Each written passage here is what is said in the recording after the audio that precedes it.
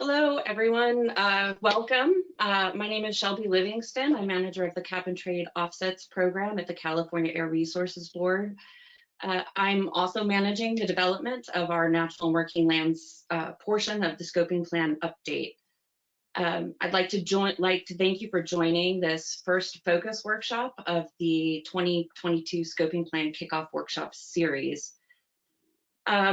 This workshop is focused on natural and working lands. It is the first in the series of 4, which are going to be held today and tomorrow. But before we get started, I want to go over a couple of housekeeping items. We are recording today's workshop, and we will make the recording available via the Scoping Plan webpage after this workshop series concludes. Today, after the moderated panel discussion, there will be an opportunity for public comments and questions. We do request that questions focus on the agency efforts presented here today. Questions related to the scoping plan technical work, including the inventory, modeling, and target setting, will be addressed at a future workshop. All attendees are in listen-only mode. When we get to the public comment section of the workshop, we will ask attendees to use the raised hand button to indicate that you would like to speak or comment, and our meeting organizers will unmute you so that you can be heard.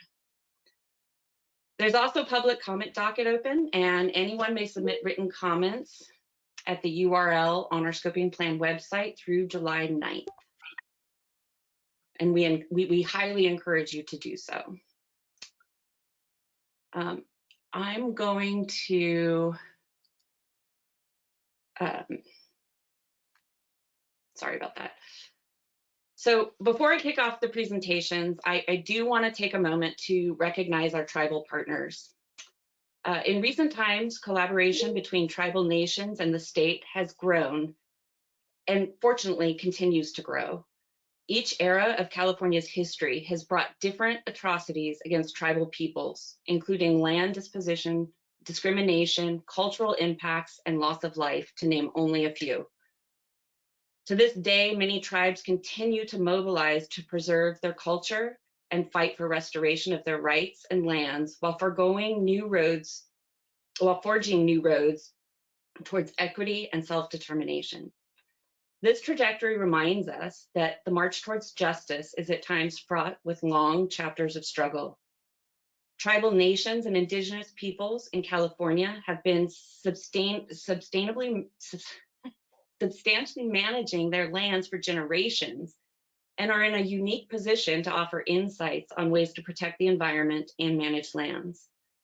We thank the tribes for their knowledge that they create and share, and will work to uplift their efforts to protect, implement, and build upon traditional ancestral knowledge and practices for the betterment of all of California. We hope our meeting today and our ongoing efforts with tribal nations will help better incorporate tribal viewpoints and the voices of tribal communities into this process and into our decision-making. So let's go ahead and get started. Next slide, please. First, a quick overview of today's agenda. Together with Nicole Donley, the branch chief of CARB's Emissions Inventory Group, we will provide a brief introduction and overview of California lands and climate. We'll then hear from 4 panelists from our sister agencies.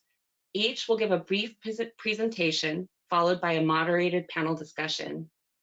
After that, we'll take public comments and questions from workshop attendees. And finally, we'll close with some information on the scoping plan development schedule and where to find additional information to stay engaged in the scoping plan update process. Next slide, please.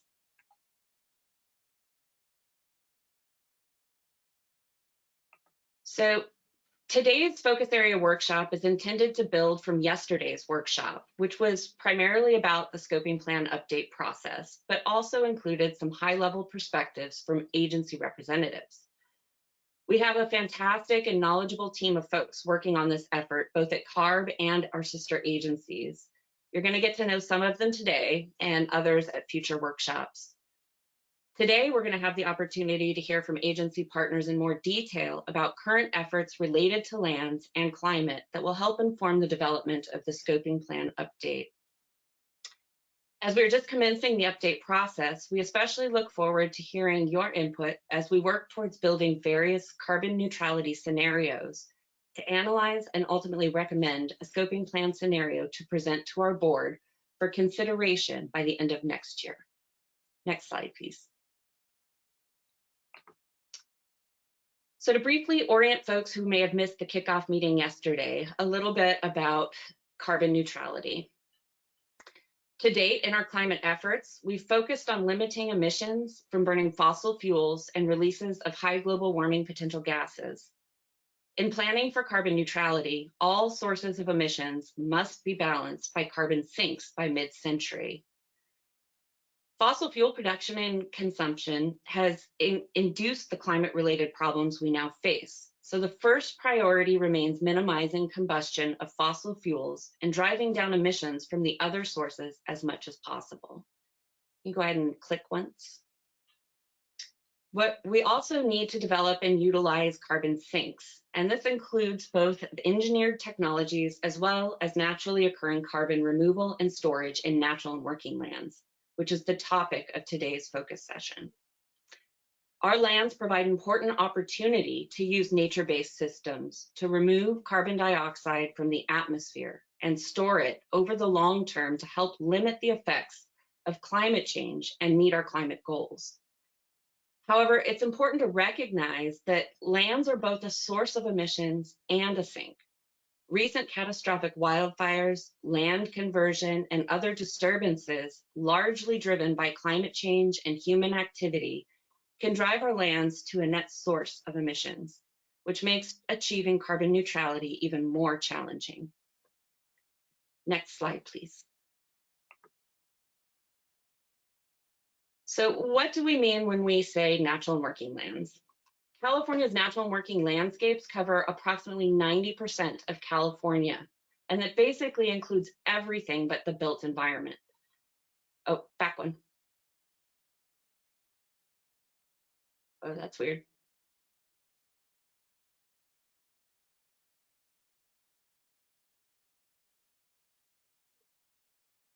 All right, there we go. So California's natural and working lands cover 90% of California, and it basically includes everything but the built environment. And most of these places are within the California Floristic province, which is one of only 33 global biodiversity hotspots. Click once, please. Additionally, these places provide important, significant environmental, economic, and public health benefits to the state, supporting clean air, clean water, water supply, wildlife and pollinator habitat, recreation and exercise, sustainable communities, tribal communities and practices, food and fiber, and strong economies. They are also a key component in the state's climate strategy. Keeping these lands and waters intact and at high levels of ecological function, including resilient carbon stocks, is critical for the well-being and security of Californians through 2030 and beyond. As we plan our climate strategy for lands, we must balance our efforts on climate with the many other benefits that these lands provide. So how do we accomplish this? We can accomplish it through a suite of nature-based climate solutions. These are actions that work with and enhance nature to help address societal changes and recognizes that healthy ecosystems provide benefits on which we all depend. How much do we need to do? Well, this is a key question and will be part of future discussions. But to know how far we need to go, we must first know where we are. So I'm going to hand the reins over to Nicole Donley, Chief of our Emissions Inventory and Economic Analysis Branch at the California Air Resources Board, to give an overview of CARB's natural and working lands greenhouse gas inventory. Nicole? Thank you, Shelby. Are you able to hear me? Yes. Shelby, okay, perfect, thanks. I might turn off my screen if there is any delay. So as Shelby mentioned, my name is Nicole Dolney and I am the Chief of the Emissions Inventory and Economic Analysis branch at CARB. And I'll be talking and sharing information on CARB's Natural Working Lands Inventory. You can skip, Jordan, to the second slide after the title. Thanks. So emission inventory is the foundation for all of our emission reduction programs, and there are a number of important legislative directives that guide our work in this area. In 2006, Assembly Bill 1803 gave CARB the responsibility for maintaining a statewide greenhouse gas inventory. And in 2016, Senate Bill 859 tasked CARB with publishing a natural working lands inventory in consultation with the California Natural Resources Agency and the California Department of Forestry and Fire Protection, or CAL FIRE. Our inventories include quantification of direct emissions from human activities, such as fossil fuel combustion from cars and trucks, emissions from ag processes, and industrial emissions, to name a few. We also have an ecosystem carbon inventory, which includes carbon stock and stock change on land. This natural working land inventory includes forests and urban forests, shrublands, grasslands, cropland, and wetlands, as Shelby mentioned earlier. I'll talk more about the scope and methods for developing this inventory next and what we're doing going forward at the end of this presentation. Next slide. CARB's Natural Working Inventory is a quantitative assessment or estimate of the existing state of carbon stored in the state's land base. It provides estimates of carbon stocks and stock change and attributes change to disturbances. For example, a piece of land could experience a carbon stock change when its vegetation cover shifts from forest to grassland and vice versa.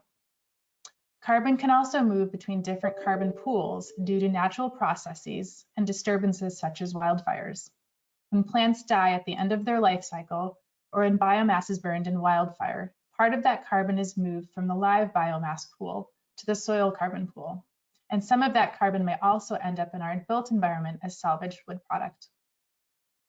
The Natural Working Land Inventory tracks how much carbon exists in our ecosystem, where that carbon is located, and how much carbon is impacted by disturbance. In essence, it provides a stored carbon snapshot and gives insight into the location and magnitude of carbon stocks at discrete moments in time. The inventory is an important tool for tracking the impacts of interventions such as projects funded by the California Climate Investments and bond funds, and informing how our land space contributes to the state climate goals. CARB's inventory is developed based on the guidelines from the Intergovernmental Panel on Climate Change. The inventory is developed to be geospatially and temporally explicit, which you'll see on my next slide. It utilizes input data sets that are refreshed regularly, and it allows for continual improvements as science advances and new data become available. The methodologies utilize a combination of remote sensing data and ground-based measurement. Next slide. The graphic on the left side of the slide shows the distribution of carbon in California's natural working lands for calendar year 2014. There are approximately 5,300 million metric tons of ecosystem carbon in the carbon pools that we've quantified. In the inner circle, you'll see that approximately 85% of this carbon resides in forests and shrublands. Moving to the outer circle, you can see that soils are an important carbon pool, about half of the total ecosystem carbon. There is also a sizable carbon pool from dead material, which consists of fallen leaves and branches that are part of the natural life cycle of plants in the forest, as well as trees killed by wildfire, drought, and insects. The dead biomass can provide habitat for animals and food for fungi, insect, and bacteria, but it can also become fuel that feeds wildfires. The graphic on the right side depicts how the inventory is spatially distributed across California.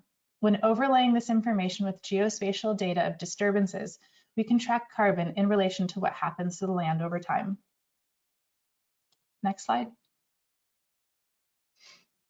This slide shows CARB's greenhouse gas inventory for wildfires for calendar years 2000 through 2020. As you can see in the graph, wildfire in California is characterized by interannual variability. Naturally, there are high years and low fire years. Calendar years 2003, 06 to 08 2017 and 2018 had elevated fire activity resulting from large area, long duration wildfires. Annual average emissions between 2000 and 2019 is about 14 million metric tons, and including 2020 would bring the average up to about 17. As many of you likely experienced yourselves, 2020 was a particularly high year due to the lightning storm that swept across the state last August. This, in combination with the drought, started more than 600 wildfires. Next slide. Using the 2-decade average of 14 million metric tons that I mentioned, we can put these wildfires into context. Specifically, 14 million metric tons is equivalent to the amount of carbon removed from the atmosphere by plant photosynthesis in all of California's forests and rangeland in 6 months. It's about 1/10 to 0.2% of the carbon stored in biomass in California's forests and rangeland, or less than 1/10% of the total ecosystem carbon in all of California's lands, or the amount of carbon contained in the structural lumber of approximately 800,000 single-family homes. Next slide. Senate Bill 901 directs CARB in consultation with CAL FIRE to assess greenhouse gas emissions associated with wildfire and forest management activities. CARB released its draft report last December for public comment. The report contains estimates of emissions from contemporary wildfires and prescribed fires and the amount of carbon impacted or transformed by various forest management activities. It also identifies additional research and data needs that will enable us to do a more comprehensive quantifications of emissions from forest management in California. Next slide. One back. Sorry. So like all the inventories developed and maintained by CARB, we are constantly refining our natural working lands inventory. Moving forward, we continue our collaboration with partner agencies. We are working with CAL FIRE on refining our harvested wood product and dead biomass inventory elements. We are in discussions with the U.S. Forest Service to explore a new project developing a new forest carbon data set. And leading up to the second edition of the SB 901 report, we will be working with agency partners to address data gaps. Next slide. Finally, within the next year, we will be publishing the final 2020 wildfire emissions estimate. We'll be finalizing the SB 901 report, and we will be updating the natural working lands inventory. And with that, I will pass it back over to Shelby. Thank you. Great. Thank you so much, Nicole. We've definitely come a long way in our understanding of our natural working lands. You know, they're dynamic systems and there's always going to be room for improvement, but I think we do have a good grasp of where we are, an idea of where we need to go. So if you go to the next, pull up the next presentation, there we go. I'm going to talk a little bit about some of the opportunities and actions. Next slide, please. So through past work, on the draft Natural and Working Lands Climate Change Implementation Plan and from the development of the California Climate Investments Program, the state's identified a suite of land management, restoration, and conservation activities with quantifiable climate benefits that, if implemented at scale, can help secure long-term net sequestration across the landscape. The types of nature-based climate solutions can be broken into 4 broad pathways shown here on this slide: conservation, forestry, restoration, and agricultural practices. Some of the specific actions in each of these categories are shown next to each. But I want to spend a minute talking through a couple of these to help illustrate how these actions can support our climate goals, as well as other state priorities and critical non-climate benefits. Next slide, please.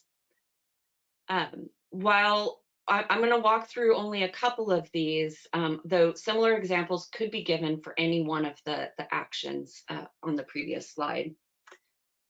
We all reap the benefits of healthy lands. Sometimes the benefits are obvious, and other times they are less so. Fire, for example. Many think of fire as a bad thing, but fire is an integral and necessary part of California's landscape and ecosystem function. Indigenous people in California used fire as a tool for millennia to shape the landscape, to encourage certain plants to grow both for tribal use and to attract game. Many of California's ecosystems are dominated by species that are adapted to frequent low-severity fires that serve to clear out smaller vegetation, and in some areas is necessary for certain seeds to sprout. Next slide, please.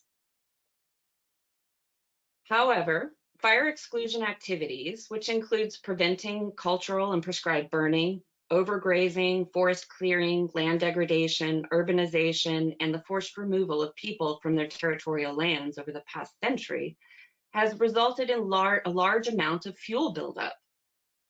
This, in addition to climate change, extreme weather, and increased human presence in forests, are leading to more catastrophic wildfires that burn bigger and more often and more intensely.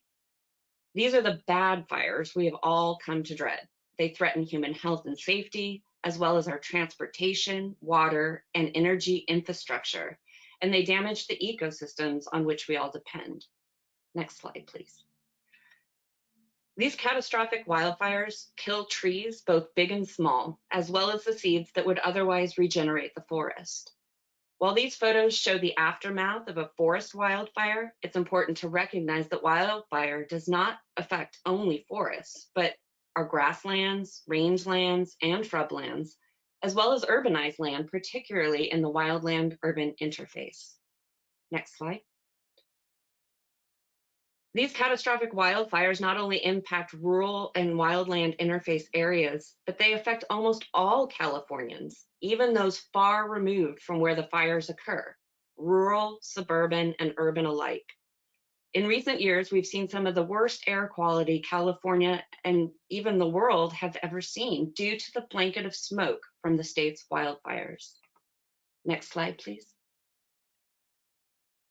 In addition to air quality, the health of our watersheds directly affect people across the state through its impact on the state's waterways. Wildfires can burn away ground cover and vegetation across the landscape, leaving soils exposed and easily erodible by precipitation. The rate of sedimentation, which is the process by which material like stones and sand is carried to the bottom of a body of water, is greatly increased after a wildfire, which can impact water supply by reducing reservoir storage, increasing the need and cost for reservoir maintenance, and potentially increasing costs to treat and deliver water. Water quality may also be negatively impacted by this increase in sediment or by the increased nutrients and pollutants attached to that sediment. Next slide, please. And while this is an extreme example, the results of this can be seen here in the debris flows following the Thomas Fire in Santa Barbara and Ventura counties. A study by the USGS in 2017 estimated that at least 65% of the water supply in the West originates in watersheds with fire-prone vegetation. Next slide, please. So what does all that have to do with climate and the scoping plan? Well, as I mentioned earlier, we really have to consider more than just carbon as we move forward. A multi-benefit, nature-based solution to catastrophic wildfire can be to reduce excess vegetation and reintroduce low-intensity fire to the land in a controlled manner. These actions can help minimize many of the impacts that we've seen, while also providing long-term climate benefits. Next slide, please. Another example, we have 25 million acres of California's natural and working lands utilized for farming and ranching, producing more than 2/3 of the country's the country's fruits, nuts, and vegetables, generating over 45 billion annually in revenue. However, according to the California Department of Conservation Farmland Mapping and Monitoring Program data from 1992 to 2016, on average, approximately 50,000 acres of farmland and rangeland were lost per year. And of that, 21,000 acres per year were lost to urbanization. The expansion of non-agricultural land uses, including urban development, can lead to less land available for agricultural production. In addition, when natural and agricultural lands are transformed to more intensive uses, the sequestration potential of that land is lost. Avoiding the conversion of any land type to one with less carbon is another nature-based climate solution. Land use planning that considers land-based carbon, as well as conservation easements, are common mechanisms for protecting natural and working lands and the multiple benefits they provide. Next slide, please. The farmers and ranchers who work these lands are also heavily impacted by drought. As we've seen through the state's Healthy Soils program, a number of nature-based climate solutions can increase soil carbon while also increasing water holding capacity, increasing soil fertility, and reducing runoff, and providing wildlife and pollinator habitat. Excuse me. Next slide, please. While there are many more benefits that I haven't mentioned and many more examples I could give, the point is we have relatively low-cost nature-based climate solutions that can help ensure the continuation of all of the benefits mentioned earlier and to help move us towards our climate goals. California has recognized the opportunity and benefits that lands provide through several executive orders calling for the improved management of forests, for biodiversity, the development of the climate smart land strategy, and directing us to update the target in our scoping plan update. There's been extensive and unprecedented planning, technical work, and coordination happening at all levels between state, federal, and local agencies, academia, nonprofits, private landowners, environmental groups, and more. We've seen coalitions popping up throughout the state, some with unusual partnerships between groups that historically have been in opposition to one another. Our past scoping plans have included natural and working lands. The Forest Carbon Plan called for in the 2013 Scoping Plan, and Natural Working Lands Implementation Plan called for in the 2017 Scoping Plan, have identified key actions to take for natural and working lands, or have provided additional detailed priorities for specific land types. This work reflects the evolution of our natural and working lands understanding, the science behind it, the actions that can be taken, and continued work to align natural and working lands programs and policies with our broader climate goals. Next slide, please. So before we move to hearing from our speakers on current efforts, I'd like to take a minute to highlight some of the key takeaways from previous work that many of you have engaged in. Next slide. Through work on the Forest Carbon Plan, the Wildfire Forest Resilience Action Plan, the Draft Natural Working Lands Implementation Plan, and from the development of the California Climate Investments Program, we've identified a suite of land management, restoration, and conservation activities with quantifiable climate benefits that, if implemented at scale, can help secure long-term net sequestration and carbon storage across the landscape. A sample of these activities are shown on this slide. Almost all of these activities provide both near and long-term climate benefits, as indicated by the upward-facing arrows. Others, particularly forest fuel reduction treatments, involve removing material from overstocked forests resulting from decades of fire exclusion. Fuel reduction treatments, including prescribed burning, results in near-term carbon emissions that reduce the potential for catastrophic wildfires, which is currently one of the primary causes of carbon loss. In the long term, these efforts are expected to result in healthier, more resilient forests, as well as significant gains in carbon storage. Next slide, please. Another key takeaway is that the level of effort needed will require work across jurisdictional boundaries, with activities taking place across all land types and land ownerships, including work with our federal and tribal partners. Success will require willing landowners, partnerships, innovations in technology, and supporting markets. In order to achieve these goals, we will need to turn all dials up: climate investments, bonds, private investments, and new innovative approaches.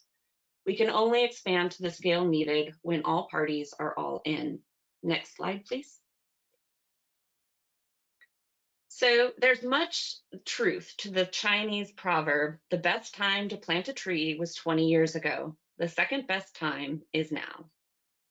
Benefits from actions on lands can take years, in many cases, most cases, decades to accrue. This means that near-term action is critical to maximizing the long-term gains we need to meet our climate goals.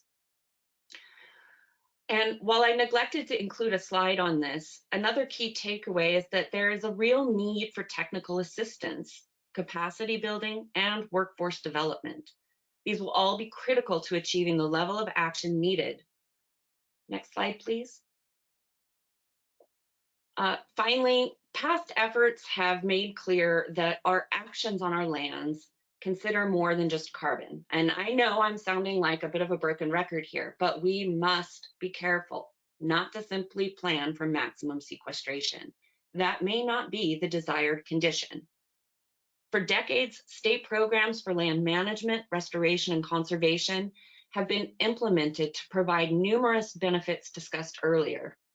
Other more recent programs have the primary objective of climate mitigation or adaptation.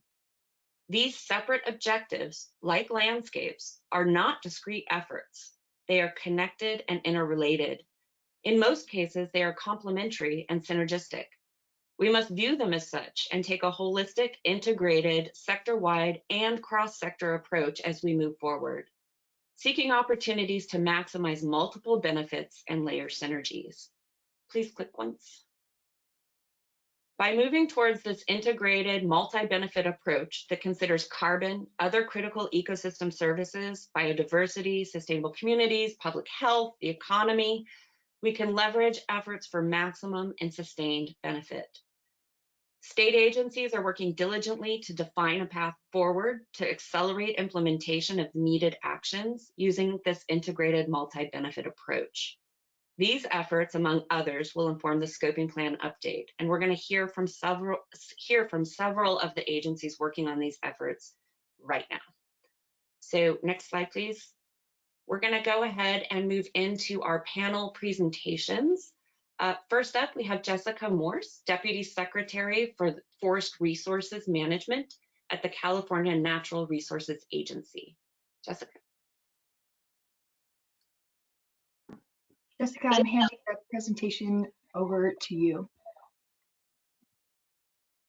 Great. Thanks, you guys. It's really nice to be here and excited to join you today. And Shelby, thank you for that outstanding overview of the really the role of beneficial fire on the landscape and how crucial that is and how important it is to have that. So I think that's really critical. I'm going to start my slideshow here and take you guys through it. And as long as everyone can see it, I think I'll hear objections if you can't. Let's get moving. So California is really scaling up our efforts on ensuring that we are restoring our forests and wildlands back to a fire resilient landscape. We recognize that the goal is not to get fire off the landscape, but to make sure that we have it really functioning. Can you guys see my presentation? Yes, we can. Thanks. Great. So, as you saw from Shelby's presentation, some of the earlier presentations, last year was incredibly far outside the norm. We had 5 of the 6 largest fires in state history burning simultaneously. We had 250,000 people displaced at one point last summer. And just as a point of comparison, we had 277,000 acres burned in 2019. The fourth climate assessment in 2018 predicted that we would see a 77% increase in annual acres burned in California by 2100. But last year we saw, we had 4.2 million acres burned. So that prediction, came 80 years early. It's important to recognize some of the history of how we've got here. As you heard from Shelby, we had tribes have managed with active fire on the landscape for millennia, and these are fire-adapted ecologies. But there's a political decision and trade-off that really led us to the state that we are in right now. We're at you had gold rush era clear cutting, which eliminated 97% of California's forests. The conservation movement born out of that came to establish the Forest Service, designed to protect this fairly radical concept at the turn of the century of having public land. And then you had Teddy Roosevelt and Gifford Pinchot, who was then the first head of the Forest Service, advocating for funding from Congress. But Congress did not like public land, they did not like the conservation movement, and they did not want the Forest Service to exist, and so they were starving it out of dollars. So Roosevelt and Pinchot instead framed the Forest Service as a fire prevention entity. So they established the Forest Service underlying goal of fire suppression, which then became the motto with Smokey the Bear, and they made a political trade-off. Even though they understood the ecological role of fire at the time, they made this trade-off to ensure that the conservation movement and public lands could persist. But what that's led to is incredibly overly dense forests that are no longer fire adapted. And across our wildlands, where you have invasive species come in, once you've eliminated the natural fire return intervals, when the fire starts, it becomes catastrophic. You can see on these two columns here, the comparison between a fire suppressed forest and a fire adapted forest. The fire suppressed forest is going to have a lot of undergrowth, ladder fuel, and it burns up to the tree canopies, delivering those catastrophic fires and elimination of, it destroys the entire forest stand, it destroys the ecosystem, and it damages the watershed. Whereas a fire adapted forest, where you have them, 30 feet apart, or the trees are just more at their natural distance, or the ecology is having fire coming through more frequently, it will be that lower intensity fire, which then germinates seeds, promotes biodiversity. So we're having our overly stocked forests and wildlands now meeting climate change. And so this is causing a catalytic impact where it is accelerating the danger and the scale of the process.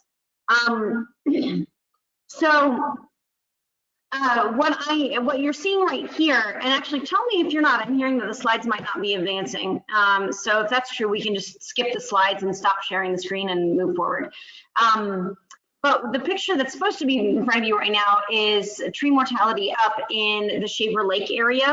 And this summer we saw the Creek Fire, which is really a good example of climate change and sort of turn of the century decisions around forest management colliding, where you have overly stocked forests on federal land, and they had 80 to 90% mortality from the beetle kill. That was that drought from 2012 to 2015, caused 167 million trees to die off in the forest. They were too constrained. And so what we saw was these overly stocked forests, you had dead standing trees, and then this was the first year that those trees had fallen over. And so instead of having standing dead trees, you had larger diameter trees creating the fuel load. And so what you can see here is the smoke column from the Creek Fire, because it created a phenomena of something called standing combustion, because our fuel loads are based on, and our fire prediction models are based on sort of 3-inch diameter wood driving the fuel of the fire, but instead we had 30-inch diameter wood on the forest floor driving those flames, and you have this standing combustion phenomena where you had active flames throughout the entire footprint of the fire, which meant it was incredibly hot. Fire scientists told me there are not many real-world examples of standing combustion at that scale. The other examples they look to are the Tokyo firebombing and the firebombings of Dresden. So what we were seeing in California's forests this last summer was something that was a catastrophic scale that was unprecedented. This fire was burning so hot, it created its own weather system, which was kicking off dry lightning, fire tornadoes, and then that smoke pillar that went 15,000 feet into the air was collapsing. And it would collapse and send out hurricane force winds in every direction. This is an incredibly difficult dynamic. Yeah. Your slides are not advancing and it's cut off. So I'll leave it to you if you want to see if we can get it fixed real quick, or if you want to just keep talking. Let me just stop. Let's just abandon the screen sharing then. Emma, you just see me now? Yes, we can see you. Sorry about that. No, not to worry. Technical difficulties happen. So anyway, that creek fire was incredibly challenging and incredibly dynamic, but it really demonstrated that these overly stocked forests met with sort of cascading elements of climate change resulted in catastrophic fires.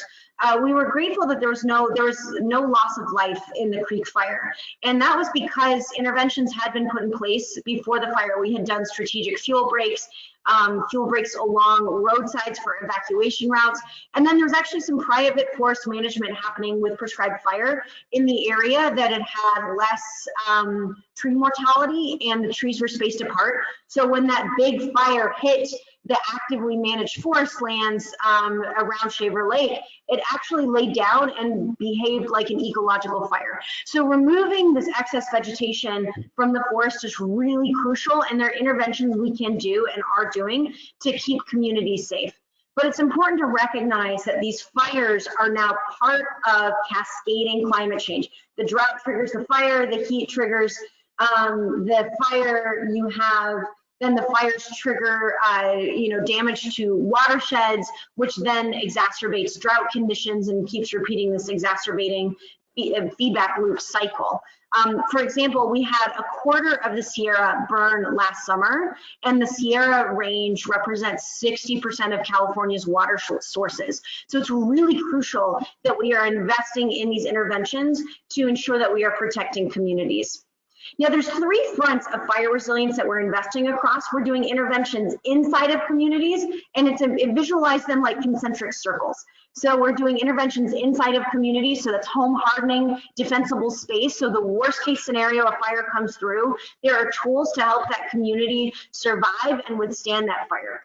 The next area is interventions around communities. So those are strategic fuel breaks, fuel reduction around evacuation routes, which is really helpful in terms of giving firefighters a place to take a stand to stop a fire from coming in the first place.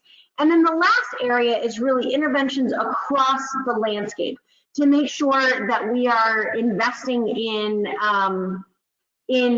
actual fire resilient landscapes, so that we are restoring the natural fire return intervals to these ecologies and ensuring that we have fire adapted ecologies. And what's exciting is that we are now investing dramatically across all 3 of those fronts. Last year, our budget for fire resilience across those 3 fronts was $75 million. This year, we are investing over $1 billion. $536 million was delivered to us in an emergency appropriation. The balance is in front of the legislature as we speak. But what that means is that we are able to scale it up across every single front of fire resilience to deliver these results. And let me give you a couple examples. So on the landscape front, we're investing across landowner types. You saw Shelby showing the mosaic of ownerships in California. And these wildfires are not stopping at a jurisdictional boundary. And so we want to make sure that we're investing across ownership types. So we have funding for state lands to become more fire resilient, funding for small forested landowners who have, less than 1,000 acres to be able to improve and sustain their forest lands. We have funding for grant dollars for NGOs and community organizations or special districts to be able, or counties to be able to get dollars to do that landscape scale work. And we have $20 million in a new initiative just specifically for tribes. All of these grant dollars across the board are available for tribes, but we are proposing something that is specific so that tribes can have more autonomy in managing their land rather than having to contort themselves to our grant guidelines. So we're trying to really partner with tribes in getting that traditional ecological knowledge back on the landscape and advance that work as well. We're also investing across those strategic fuel break areas, hundreds of millions for fire prevention grants to expand those efforts and funding for defensible space inspectors. And then inside of the community, we are investing in both education and a new pilot program that we are launching that we hope to scale, $100 million pilot to do direct intervention on home hardening for families that can't afford it. So we'll have educational tools and outreach for families that can't afford to make these sort of basic fire resilient interventions on their home. These are things like vents, cleaning your gutters, changing your siding, potentially your double paned windows. The goal is to prevent embers from getting inside a home during a wildfire because homes burn from the inside out in a fire. And so if we can keep the embers out, then a home is more likely to survive. And so we're trying to get to those points of hardened homes, defensible space, strategic fuel breaks, and resilient landscapes so that as fires occur, they are not catastrophic and devastating. Other aspects that we're also investing in that I'm just going to mention briefly and we can talk more about in the Q&A is workforce development and also creating economies around what do we do with this woody biomass coming out. So workforce development, we're investing in community colleges and training programs so that we can hire more forest crews and fuel reduction crews and prescribed fire crews to be out on the landscape doing this work. The other area is innovations around what do we do with the woody biomass coming out of the forests. So whether you're working in rangelands and removing invasive blackberries or shrubs, or if you are working in forest lands, removing undergrowth and small diameter trees, there's not a traditional market for that material. And so we've established the Climate Catalyst Fund, which is a revolving loan fund and also loan guarantees to help startup businesses in this sector to be able to turn that woody biomass into fossil fuel replacements like biodiesel, to turn it into innovative products like mass timber, which are compressed wood beams that replace steel and concrete in skyscrapers. Whether we're turning it into more traditional uses like particle board or milling smaller diameter trees so that they can go into construction. Our goal is to ensure that all of this woody material coming off the forest, that we want as little of it pile burned as possible, and we want as little of it chipped and landfilled as possible. We want it to have a higher use that is less carbon intensive than what's happening with it right now. So we're really driving across all three of those fronts, again, investing in home hardening, defensible space interventions in the community, interventions around the community, and interventions across the landscape. So really excited to partner with all of you on this and excited that we now have resources to move forward on establishing wildfire resilience so that 100 years from now, generations look back at us and say they did it right. Thank you. Thank you so much, Jessica. Appreciate it. Love your energy. So much great stuff going on right now. So thank you very much for taking the time to join us today. Next up, we're going to go to Jenny Lester Moffatt, Undersecretary at the California Department of Food and Agriculture, and Michael Wolff, Senior Environmental Scientist with the California Department of Food and Agriculture. Jenny? Yeah, good morning, and thank you, Shelby. It's a pleasure to be here today. So we're going to be, Michael and I are going to be co-presenting on our Farmer and Rancher-led solutions listening session results. It's important to note that when Governor Newsom signed the executive order on natural climate solutions last October, he signed it on a farm recognizing the critical important role that farmers and ranchers play as land stewards and in achieving our climate solutions. In fact, agriculture, farmers and ranchers are stewarding 25 million acres or 25% of the state's land here in California on agriculture. We have 70,000 farmers and ranchers, as Shelby mentioned, who are producing incredible food, over 400 different crops, half of our nation's fruits, nuts, and vegetables. We're the largest dairy producer state in the nation. But in addition to food, agriculture produces much more. Talking about some of our wildlife benefits, California rice fields are producing and providing habitat for over 230 species of wildlife, nourishing millions of birds migrating along the Pacific Flyway each year. Almond growers in the state are planting thousands of acres of cover crop, not only to provide important bee forage, but also improving our soils. And then, of course, we're here today to really talk about the climate solutions that agriculture and the climate benefits that agriculture has been able to provide as well.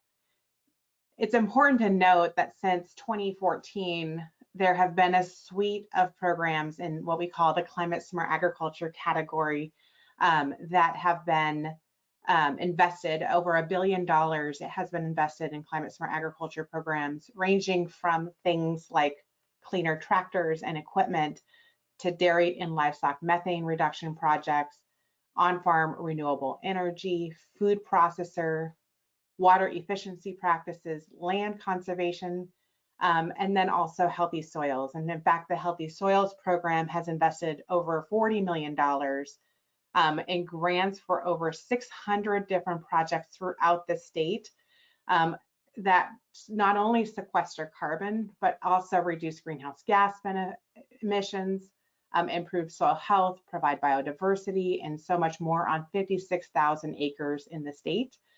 And we know that it's important, as we talked about the suite of practices in climate smart agriculture, we know in all of the climate work, Jessica just talked about in forestry as well, there's not just one solution. There's not just one silver bullet, one way that we should be looking, but it's really a yes and, looking at all of the above. We need all of these different suites of solutions for different crops, different practices, and different growers of different scales.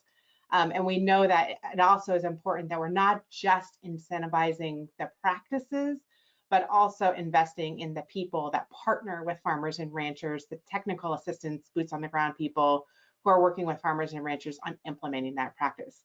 As Secretary likes to call it, it's that magic sauce of not just incentivizing practices, but also the peoples to make those practices happen. We also know that climate change is, that this work is really important because climate change is already affecting agriculture. Just as we saw the devastation and the effect that climate change is having and drought is having on our forests, the same is happening in agriculture. We just recently this spring declared a drought emergency here in the state. And it's important to note that I think our snowpack is now anywhere between 0 and 2% in the state. This is unheard of, frankly, in California. Drought is affecting agriculture and how much we can produce in food. But drought can also be, in agriculture, can also be part of the solution. We know that 1% increase in soil organic matter can increase water holding capacity by 1.5 million acre feet in the state. And we also know that fires have an impact on agriculture as well. The smoke, of course, is damaging to people who are working outside, hard for people who are working outside, but then also just the crop impact as well as the impact to animals as well. But we also know that agriculture can be part of the solution, and prescribed grazing is one of those suite of things that Jessica mentioned earlier on our suite of solutions for forestry management.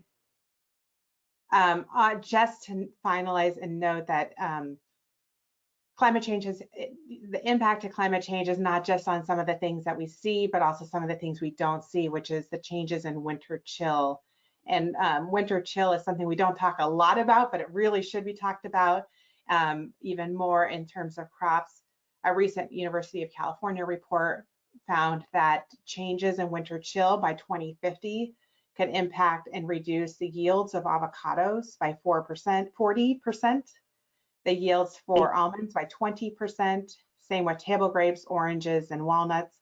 And in fact, the land suitable in the Central Valley for those crops could be cut in half by 2050. So we know that agriculture is an important part of the solution. Agriculture is deeply affected by climate change. And so as the governor stood on Walnut Farm last October, signing the Natural Climate Solutions Executive Order.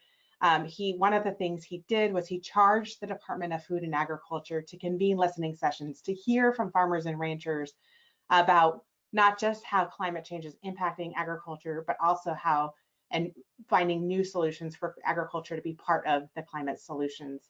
So I'm going to pass it over. I see that there's been some challenges getting, I think, the PowerPoint up. I'm going to pass it over to Michael Wolff with CDFA, who is going to give our presentation on what we heard from those listening sessions that we had earlier this year. Hi, Michael. Thank you. Thank you very much, Jenny. Good morning, everyone. I'm glad to see the PowerPoint is up successfully. I'm very happy to be here this morning representing the Office of Environmental Farming and Innovation at the Department of Food and Agriculture. I'm here in a place that would normally be filled by Dr. Amrit Gunasekara, who is our office's manager. But I do work in the office as a specialist in climate change adaptation and mitigation, with a focus on the scoping land process, along with my supervisor, Carolyn Cook. The focus of our quick presentation today is an input process, which several of us were involved in, and some sample results. And this process was called the Farmer and Rancher-Led Climate Solutions Listening Sessions. They were carried out with assistance from the Sacramento State Consensus and Collaboration Program, which was of great help. Next slide, please. All right, so as Jenny has just mentioned, these listening sessions were called for in the executive order from the governor of last October, the Natural Climate Solutions, or you could also think of it by the common reference to the 30 by 30 goal, which is that we're aiming for 30% conservation of lands in coastal waters by 2030. In order to make sure that we were aware of additional solutions that might be out there, and especially to inform the scoping plan process, the CDFA responded by undertaking these listening sessions. If we could move ahead. Okay, the input, as with past processes, can also be expected to inform the state adaptation strategy currently under development, formerly known as Safeguarding California, as well as the Climate Change Research Plan, which is a continuously renewed activity within the climate change assessment process, and can strongly affect, of course, the incentive programs which from the Department of Food and Agriculture, which are handled through our office, the Office of Environmental Farming and Innovation. Next slide, please.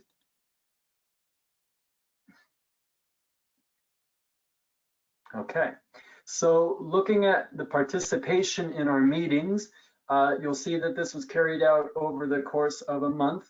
This last February, there were 6 online listening sessions with 2 listening sessions available, all virtual, and spread out over three areas. So there were 2 sessions on dairy and livestock, 2 for perennial crops, and 2 for annual crops.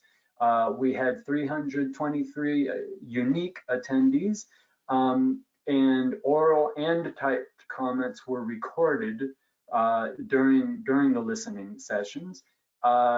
Since we're in the 21st century, it was interesting that the chat room became alive, and a lot of interesting comments were received through the chat room, and then were able to make it into the draft report. They weren't all necessarily spoken out loud, so that was an interesting outcome.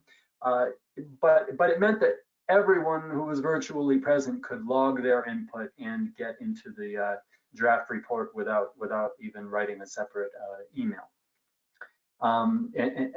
So looking at the participant breakdown, which was gathered here for the annual and perennial sessions, we saw over 1/3 were farmers, and when you consider the technical assistants such as extensionists and the ag services sector, we had a strong group of people present to speak about the field and farm level concerns and barriers.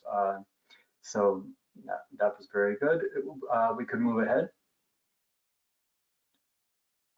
So before we look at some of the feedback, we'll just get oriented by looking at the 4 main questions that were addressed during the listening sessions. It had to begin with additional management practices and technologies that farmers and ranchers could propose as climate change solutions.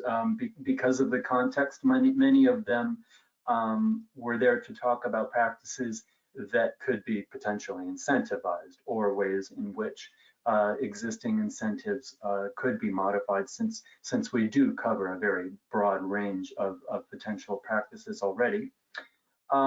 It was also important to hear about research gaps that the public perceived that were impeding farmer and rancher-led solutions. This was a very strong outcome, and a lot of ideas were presented from people in all walks, which was really quite interesting.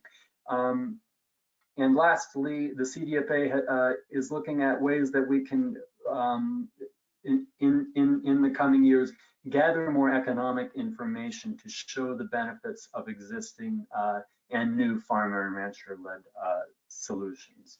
So, as we explained in the session, the discussion could include food processing, renewable energy, which also enters into our incentive programs, engine replacements, and barriers to different adoption, adoption of different practices. So we could go ahead. Next slide.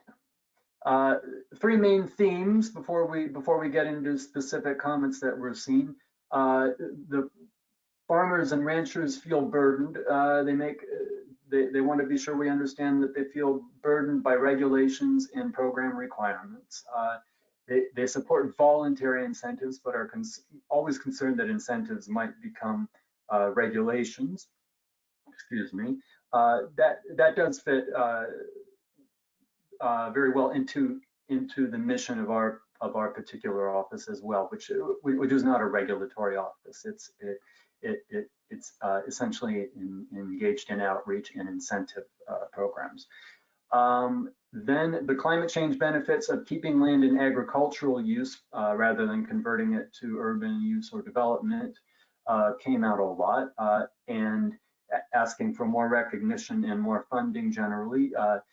There were references to the Sustainable Agricultural Lands Conservation Program, SALC, which has been getting more funding in recent years, and to the Williamson Act, and also some proposals to go farther than those 2 programs.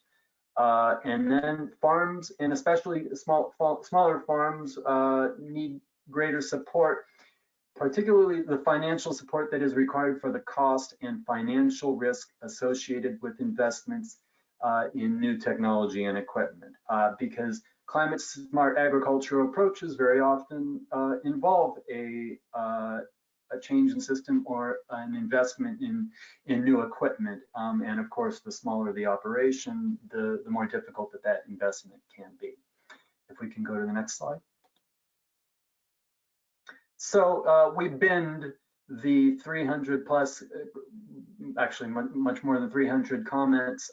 We binned the comments into several categories just to give you a taste of the range of ideas that came out. It came from overall state policy to specific comments about the forms of incentive programs.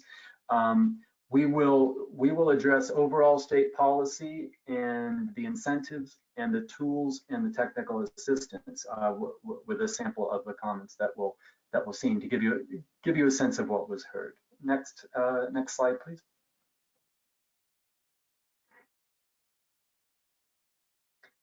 Yeah. So overall state policy. First, to leverage connections between healthy soils and water. People are very interested in that nexus, but of course there's also air quality and biodiversity, and an increasing push for pollinator habitat and support. A number of observations on the streamlining of regulatory and reporting requirements across different state agencies, and various ideas for how we might enhance the circular economies for agriculture to allow greater recycling of organic materials, manure, food waste, animal carcasses, and excess woody material from orchards and vineyards. And the same concern also came out a few times with regard to agricultural plastics, such as drip tape, which can be so important as climate smart agricultural solution. And the last point here refers to a suite of manure handling issues which receive special attention because of the methane emissions that manure produces. So we could go ahead to look at the financial incentives comments. People want to ensure the practices are voluntary. They want a wide range of climate solutions, and they want to make sure that these solutions are accessible to farms of all different sizes and to different segments of the farming population. Investments in technical assistance and in conservation planning, as well as practices, were asked for, and these actually dovetail well with more or less recent innovations in our office's programs. The expansion of our technical assistance grant program, and the new program that we have for conservation agricultural planning, as opposed to implementation. So we could go ahead to the next slide. Tools. Impact modeling and the estimates of climate and agricultural impacts of various agricultural programs are an important part of our work in agriculture and ranching, and that is widely understood, especially because some of them are used by applicants in applying to our office's incentive programs. And people also see that they are related to how our activities mesh with other state agencies and with federal efforts such as the USDA, NRCS, and EQIP programs. There are various ways that the public has asked and was asking here for these tools to be augmented. We can't go through them one by one really because of the depth of them, but some can be regarded as medium term and others would certainly be more long-term goals if they are to be undertaken. So we could go to the next slide, number 11. That's right, technical assistance. So there were broad calls for more extension type services. There always seems to be a hunger for more, and that those services could focus more explicitly on regenerative or climate smart agricultural practices, being similar categories where regenerative would typically focus more on soil health and the whole system. Also, similar concern with carbon farming education and asking for more collaboration with the NRCS system. People also asked for more of an extension of the technical assistance concept beyond the application process and the initial advising of awardees, so that it could last for longer, for several years, in harmony with the longer time spans that a number of these practices do take up, such as hedgerows. People are also starting to solicit more of a systemic approach rather than simply going by practices, not really simply, but rather than emphasizing individual practices. And there's great interest in how peer-to-peer support and networking could be strengthened using certain historical models that were mentioned. So we could get to our wrap-up slide here. That was a sampler of the feedback that we got, which in effect is drawn from about 300 different comments, having whittled it down to avoid direct repetition. Now we're developing a matrix based on those comments.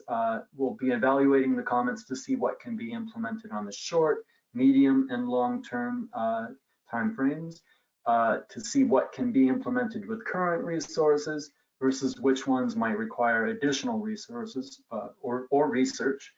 And we will be working to make all the findings available in a transparent manner.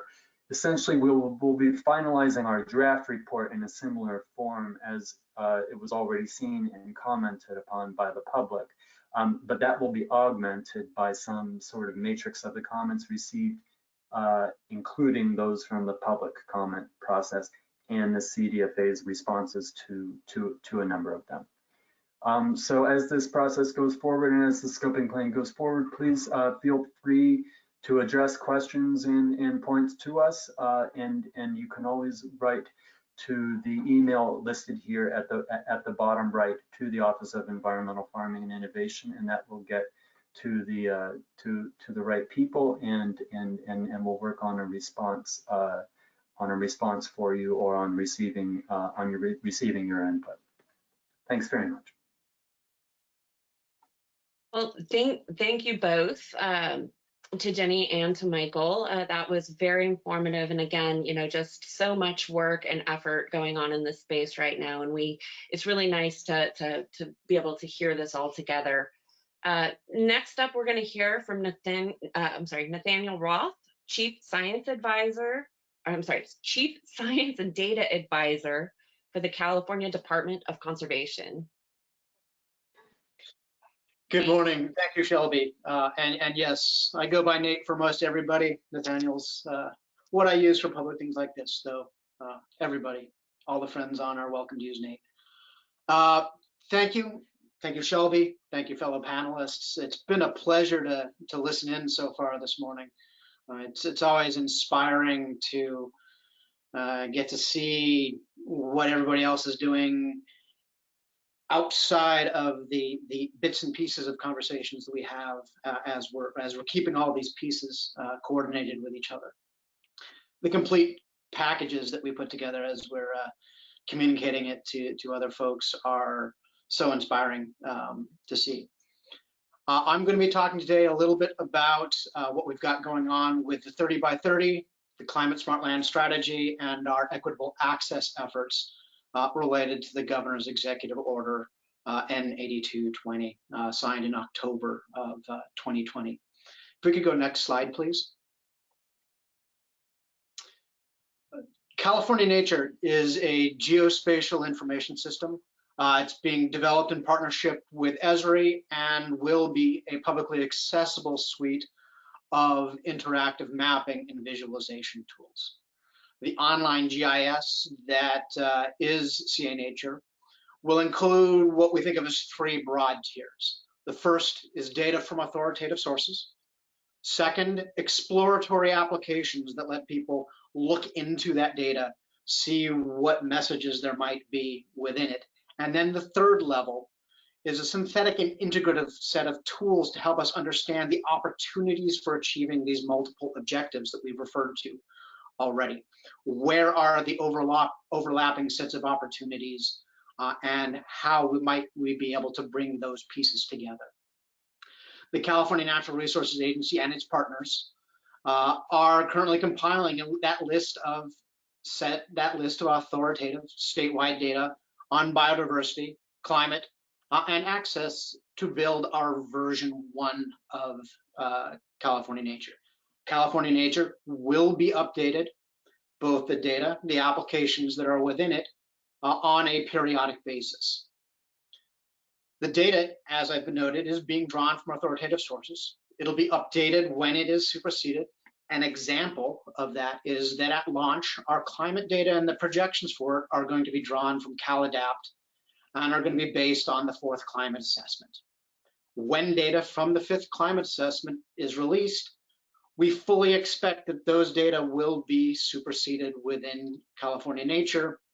And what you'll see when California Nature is released is going to be merely a starting point, and will be refined and improved as data and our understanding of the relationships on the landscape and between the sets of data and the messages that we can draw from them improve.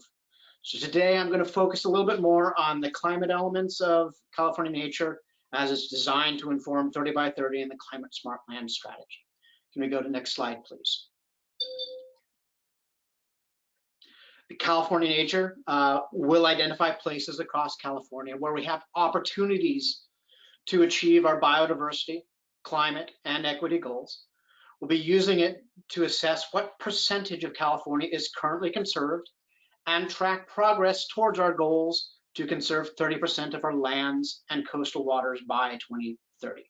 If you have specific questions about 3030, either overall or the process of developing the 30 by 30 pathways document, I really encourage you to visit californianature.ca.gov. That's where the majority of those items, the announcements for our workshops, the finished sets of products, that's where those are all going to be collected. Can we go to the next slide, please?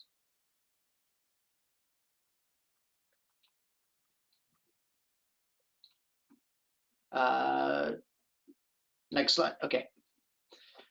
Executive Order N8220 has enlisted California's vast network of natural and working lands, the forests, rangelands, farms, wetlands, coast deserts, and urban green spaces in the fight against climate change. It's called on the Natural Resources Agency to coordinate the first statewide natural and working lands climate smart strategy. I'm going to keep calling it the Climate Smart Land Strategy, to guide and accelerate the long-term climate action across key California landscapes. This Climate Smart Land Strategy will identify priority climate smart land management actions to support meeting the state's carbon neutrality goals and build resilience to the impacts of climate change. As Shelby and others have noted, maximizing carbon storage or sequestration rates is unlikely to be the preferred path. The integrated multi-benefit approach will allow us to consider the full suite of opportunities for the state, including communities, natural landscapes, the economy, and the benefits that we can reap across all of those.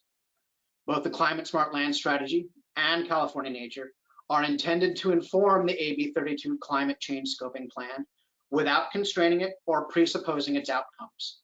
For example, neither CA Nature nor the Climate Smart Land Strategy is going to independently quantify carbon storage or sequestration.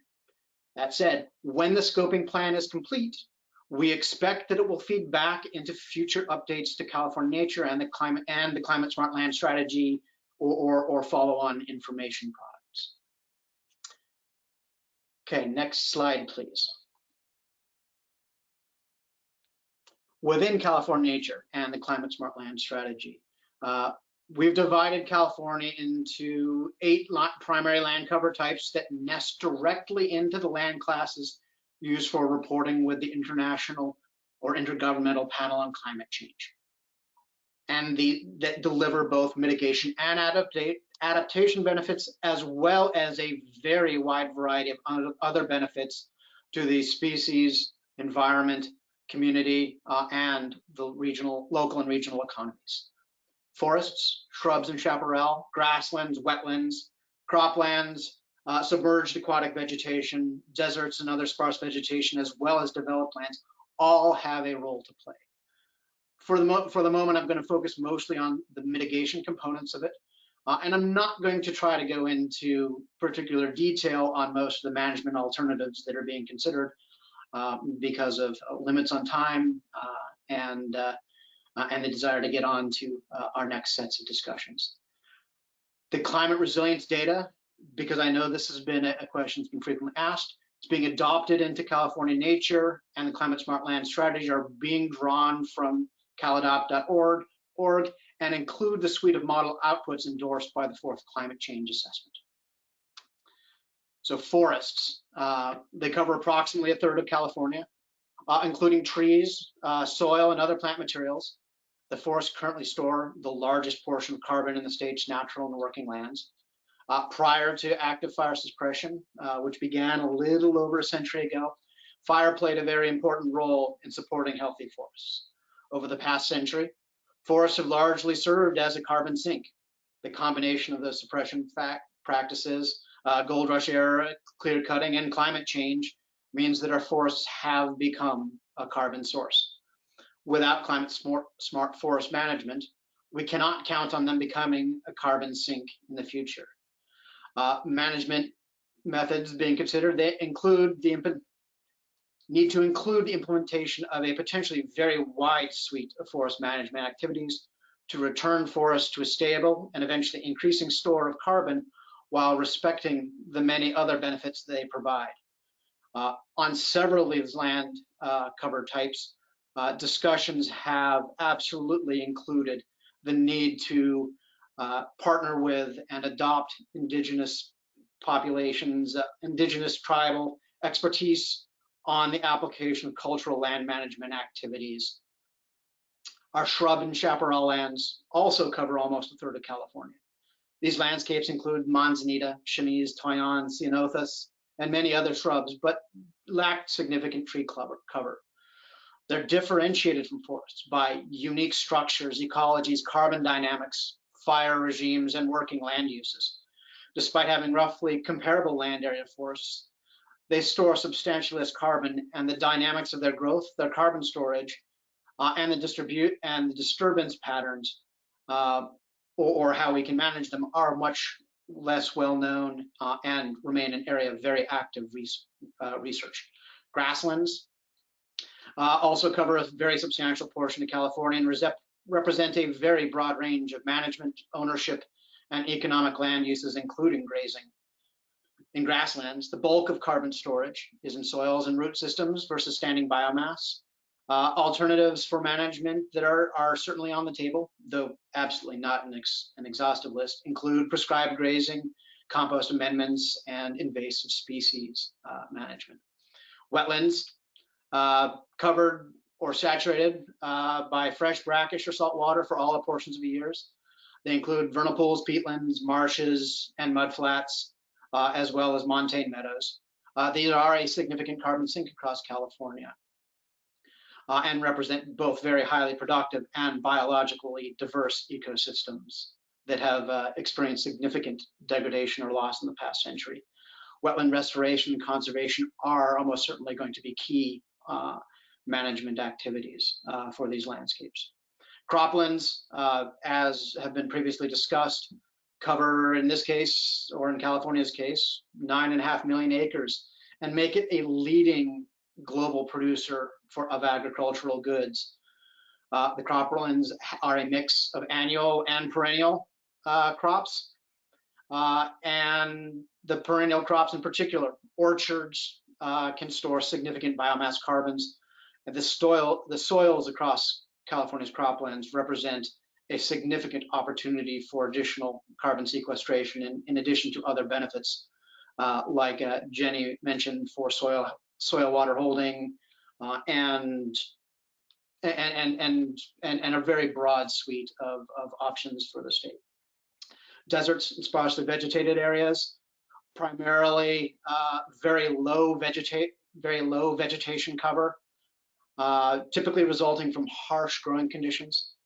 In addition to well-known desert environments, it also includes semi-arid, coastal, rocky, and cold deserts. In many of these areas, avoiding disturbance is likely to be one of our key strategies to preserve the existing carbon stocks in place. Submerged aquatic vegetation have experienced significant losses recently, both seagrasses and kelp. Our understanding of the role that these can play is still evolving very rapidly. And then developed lands. These include a very broad range of urban and rural settings, ranging from city centers to community green spaces to transportation and water infrastructure.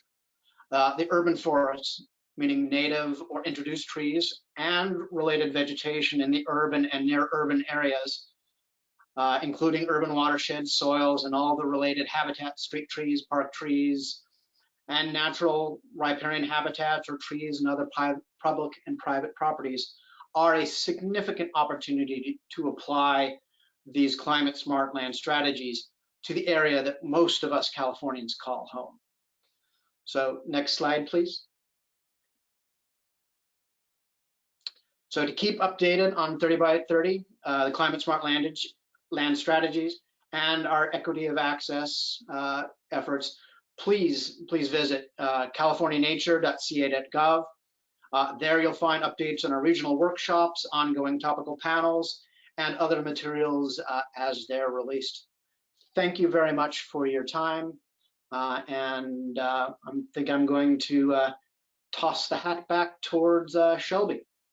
Yes, thank you so much, Nate. We really appreciate you being here with us today, and I am right there with you in terms of, there's a lot of coordination going on between all of the various folks that you've heard from today, including CARB. And while there is that coordination going on, it is somewhat inspiring to see it all in one place and how it's coming together. So. So thank you to all of our panelists, first and foremost, for making time to join us and present to our audience today. I'm going to, just in the interest of time and really wanting to provide enough opportunity to hear from the folks in attendance, I'm going to go ahead and skip the moderated panel discussion. And yes, I see the slide. Thank you. I'm sorry. So we're going to go ahead and jump right into the public, go into public comments. Now, before we do that, sorry, give me just a second here. Before we open it up to the broader group, I'd like to invite any representatives of the Environmental Justice Advisory Committee that is in attendance to provide comments. And so if I could ask any members that are on to please click the raise hand button so that our webinar facilitator can easily spot and unmute you, that would be appreciated. Do we have anybody on from our Environmental Justice Advisory Committee? Hi, good morning, everyone. This is Catherine Garupa White with the Central Valley Air Quality Coalition and also on the Environmental Justice Advisory Committee. I don't have specific comments or questions, just want to reiterate the appreciation for the presenters. Great, thank you so much. We really appreciate that. And we're so glad you're able to attend and listen in today. And we definitely look forward to working with you as we move forward. Or do we have anybody else from the committee on that would like to speak? Ray Leone, I have unmuted you. You might need to unmute yourself mute, but go ahead.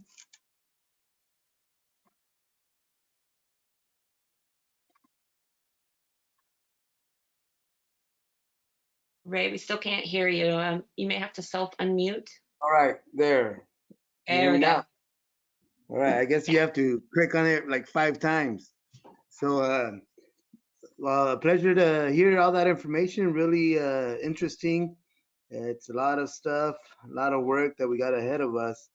But also, I really love the fact that we're incorporating in the process and providing space so that our Native American brothers and sisters could do what they've done for millennia. And I think that's what's been missing all this time. I think that's revolutionary and something that needed to happen long ago. But I wanted to also mention that we have a lot of spaces in the region, in the San Joaquin Valley. Out here by my city, there's over 3,000 acres of land that has been put out of production. I don't think it was ever in production, honestly, because it's alongside a creek. And once they built the canal levee, the levee for the canal, when they brought it through, it shut off that creek from being able to flow into Kings River, which used to flow into Tulare Lake, which at the time, Tulare Lake was the largest lake west of the Mississippi River. And And so, you know, we've created huge impacts on the environment, you know, because of what we needed, and we, I guess, just didn't know how to do it in a way where it could be more passive and not disrupt the environment's natural flow. But here we are. And currently, on the northern side of my city, there's thousands of acreage that is just left alone. And every time I pass through there, it looks like a little forest. And when I go through there, I realize, you know, I don't see why we can't, you know, make it into a nature conservancy, which would be extremely helpful, particularly for due to the fact that it's in proximity to some of the poorest cities in the state of California, and would make a great launch pad to start educating the next generation of foresters. You know, it'll be a great space to do carbon sequestration, to empower underground water aquifer, to conservation of species, the Swanson hawk, empowerment of it as a riparian refuge for those sensitive species. And so it's a huge jewel waiting to get buffed. And I think we should be thinking about that as well. You know, a long time ago, I was in a meeting when I used to work for the Latino Issues Forum back in the day, and we were talking about, you know, the forests, similar conversation to today. We don't have the right leadership at the right levels, and it really never happens because we know it takes a lot of money. And one of the things that I shared was that, you know, I think that's great, but what of the urban forests, you know, the communities, which is long before you know, it became sexy. But now I'm thinking, what of these natural spaces that could help in more ways than one? You know, not just in terms of climate, not environment, but the local economies, you know, and students, and it's just so much. But I'm sure, you know, number one, we're working on this space. Hopefully we can make it happen. And I think it'll be a pilot once it does, to show that there's, I'm sure, many other environmental justice communities throughout the state that could benefit just the same, while they empower the ability for climate resiliency, and be part of this movement that is dire for what needs to happen to secure a healthy future. But I just wanted to share that comment. Thank you. Right. Thank you so much for your comments. And I think you're absolutely right. You know, the consideration of equity and environmental justice and the opportunities within the national working lands sector to actually provide benefits and to protect communities, environmental justice communities, and those that are disadvantaged against the worst impacts of climate change. The opportunities are huge, and we do want to make sure we are thinking about those equity and environmental justice considerations as we move forward. Thank you for your comments. Did we have any others, or is that all the Environmental Justice Advisory Committee members? Any others? This is Luis Olmedo on the phone. Luis, hi, yes, please. Yeah, hi. Go ahead. I just have a very simple comment, actually, an observation. But I noticed how much work has been put into this section, including other sections. And it's great to hear how much consultation, how much surveying, whether it's through meetings or other tools, to the impacted sectors.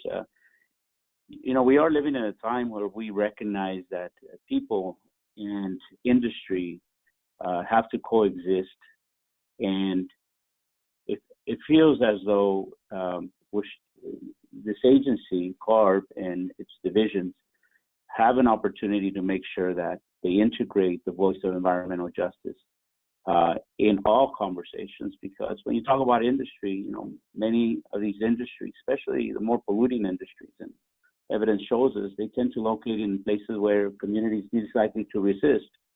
And Therefore, environmental justice voice should have been part of this section when consulting the industry, consult the community that also experiences the operations that are happening fence line to them. And otherwise, it's incomplete. You know, coming at environmental justice afterwards, it's not the proper way to do it. And I would suggest that for all sections and any other future workshops, that environmental justice be consulted before any future workshops continue to occur. Otherwise, I mean, it's just, you already know the situation. So I would hope that it gets resolved moving forward. That would be my recommendation. Thank you to everybody that's put a lot of work into this, and I do concur with my colleague Ray Leon. You know, it's a lot of positivity of the direction things are going, but environmental justice still continues to be an afterthought. So let's try to make it a core mission. Thank you. Thank you. Thank you for your comments. We appreciate your involvement in this workshop and future ones. Okay. Is there any other EJAC members waiting to speak? No. All right.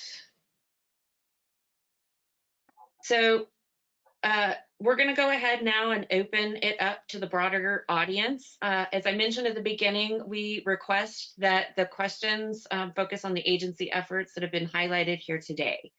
Questions that are related specifically to the scoping plan technical work, including the inventory, modeling, and target setting, are going to be addressed at a future workshop. So a reminder again, for if you are wanting to speak, go ahead and use the raise hand button to indicate that you would like to speak. Our meeting organizers will unmute you so that you can ask your question or make your comment. If I can ask our panelists to go ahead and put their videos on as we move into this question and answer session, I'd appreciate that. When you are up to speak, if you could also state your name and affiliation before asking the question or making a comment, that would be appreciated as well. Commenters will be selected in the order that their hands are raised. I do want to point out before we call on the first person that we also have a comment docket open where you can submit written comments.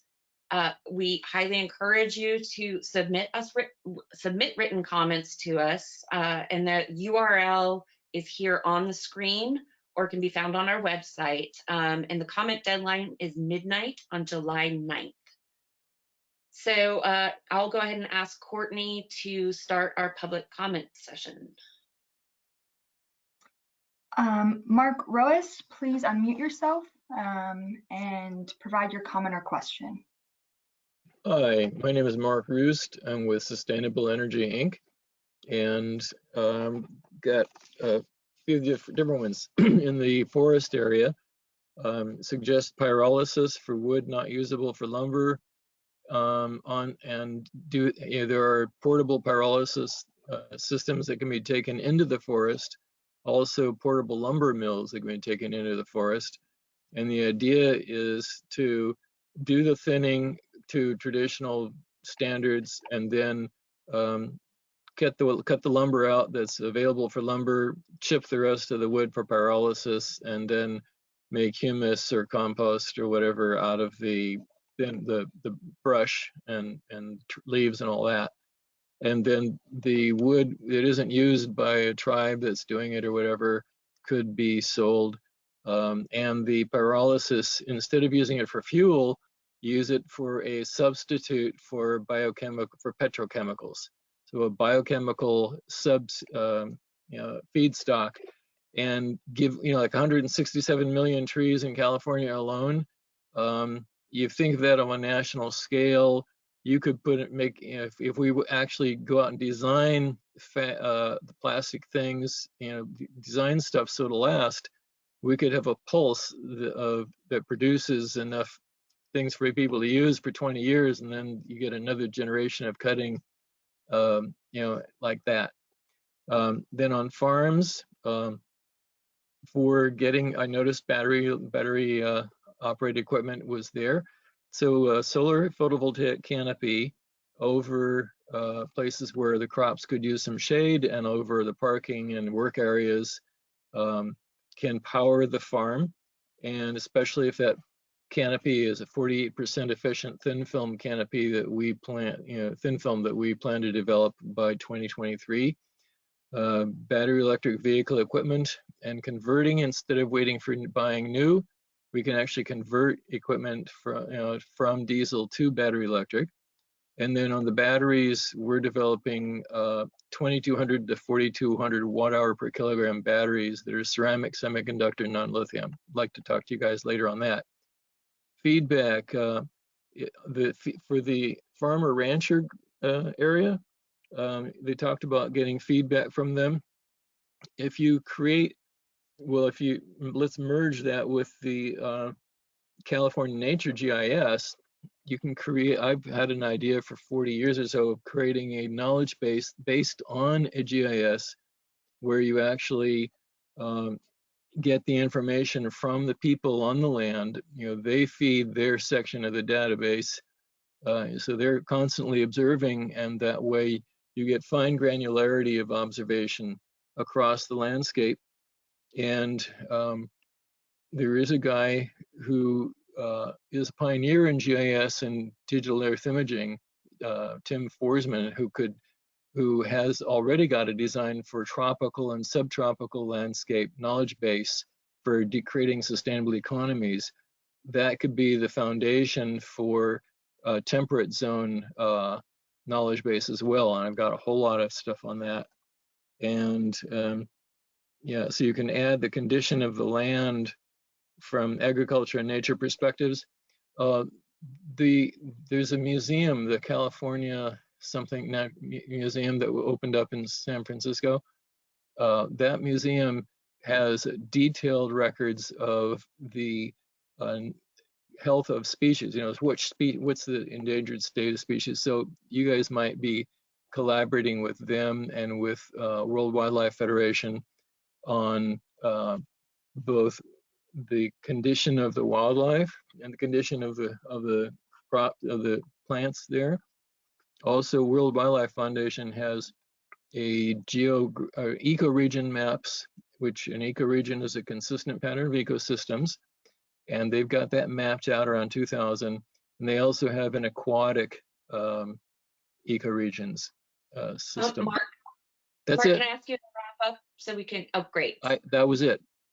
Oh, great. Okay, thank you. Thank you. Some very useful information there. And I would highly recommend you submit some written comments. That's a lot of really good detailed information. And then if I can, I forgot to, before we started, if all could keep their comments limited to a couple of minutes, just to make sure we ensure we can get to as many as possible, it would be greatly appreciated. So Courtney, our next. Evan Edgar, you're up. As I said, budget will. Thank you. Evan Edgar, live from California, Sacramento. Can you hear me? Yes, we can hear you. We can hear you. Great. I'm the engineer for the California Compost Coalition. I'm glad this body of work is coming forth under this working lands. We've been working on it with staff across agency for many, many years. The January 2019 draft California 2030 National Working Lands Climate Change Implementation Plan been on the shelf since then. So 2.5 years later, we get to play it out. So I'm glad to see all those metrics, ideas, and programs pop up here. So that's good. But last year, in January 2020, Lawrence Livermore Lab put out a report about getting to neutral. And part of the scoping plan is, of course, getting to neutral by 2045. And this report that the lab, Lawrence Livermore Lab, put out was about options for negative carbon emissions in California, which featured natural solutions where compost and biochar are sequestered into the soils, into the conversion of biomass into transportation fuels as well. So there's a great report out, and it has a lot of cost-effective metrics. Another component that came out over the last year was the audit, where the legislative audit on CARB about providing programs that are cost-effective and with metrics. So glad to see that it's all kind of coming together here. The California Compost Coalition has been waiting for this moment for years, and we're coalescing around compost use and biochar use on natural working lands. We'll be participating once again. We'll be providing comments.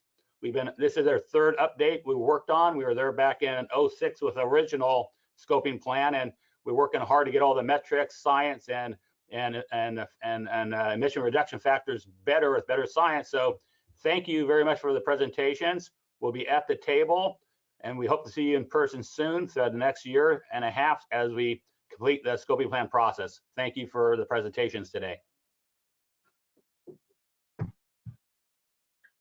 Can I add just a comment on that? We're really thrilled for all the innovation, and I thought it was exciting that you mentioned the getting to neutral report, because one of the innovations they mentioned in there is or spinning off of that is a tool using converting forest waste products into liquid hydrogen and creating a carbon negative cycle with it, and which would be very exciting. And the Department of Conservation has proposed a pilot for that for $50 million in the budget right now. So, I mean, to the extent that, and I've heard a couple others also mention some areas that we're funding that are before the legislature right now as we speak in the budget, including the Climate Catalyst Fund that I mentioned, which would give low interest loans for this innovation sector around carbon neutral or carbon negative tools to be able to better utilize forest products. That also includes some tools like the micromills that were mentioned earlier for more traditional carbon sequestration for smaller trees that wouldn't usually have a market destination. And so there's a lot before the legislature right now as we speak, so we are excited to have you as partners, and we would be thrilled for all of your advocacy to continue to talk to your legislators and share your voices that you are excited to partner with us on this and you think this is the right direction.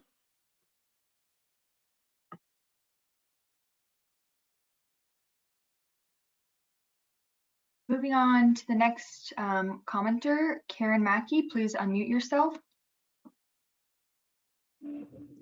Hello, my name is Karen Mackey. I'm not associated with any organization, and I have two questions really. One is the amount of carbon that's released during a fire, a wildfire. Does that include the carbon that's released from homes burning, or is that only from wildlands? Yeah, so yeah, that's a question based on our inventory, and our inventory just covers the carbon from wildlands. So do we have any kind of accounting for the carbon that's released by homes burning at all? We're working on that. Okay, all right. And my second question is, I guess I would really like to see a lot more money spent on home hardening, the education of it and the facilitation of it. I mean, my impression from following the budget is it's like 5 or 10%. I think it should be like 50%. It's way low. Thank you for that comment and the question, and we agree with you that it is time to scale up on home hardening. It's a really critical tool. It's important to recognize it is not a standalone tool. You have to have a certain percentage of homes in a neighborhood hardened for those homes to survive. Once the fire starts going house to house, it won't matter the interventions you've put on that house just won't be able to handle the heat pressure from it. But if you put that defensible space around the hardened homes, and so we are really working to scale up. It is a new area. So the state has invested 25%. That stat you're citing is a bit of a mislabel. So the state's investing 25%, FEMA's investing 75%. And so that means that we're going to have a $100 million pilot program to be able to prove the model for home hardening for homeowners that can't afford it. So this is the first time we've done it. So as we scale that up, so this is sort of the ground floor starting that program, and as it works and we're able to prove the model, then we can scale that up. In the meantime, we're also investing in educational tools such as through the UC Fire Advisors program, which is really crucial. So that program includes the master gardeners and then defensible space inspectors who do a lot of education and outreach in communities as well. So a lot of the homeowners that can't afford to change their vents and get that out there, we are funding Fire Safe Council, we're funding UC Fire Advisors and grassroots mobilization to get the word out. And in the meantime, for homeowners that can't afford it, we are launching this pilot that we hope to scale up because it is a critical piece of the puzzle, and we need to invest across all three of those fronts of fire resilience. Thank you. Mm-hmm.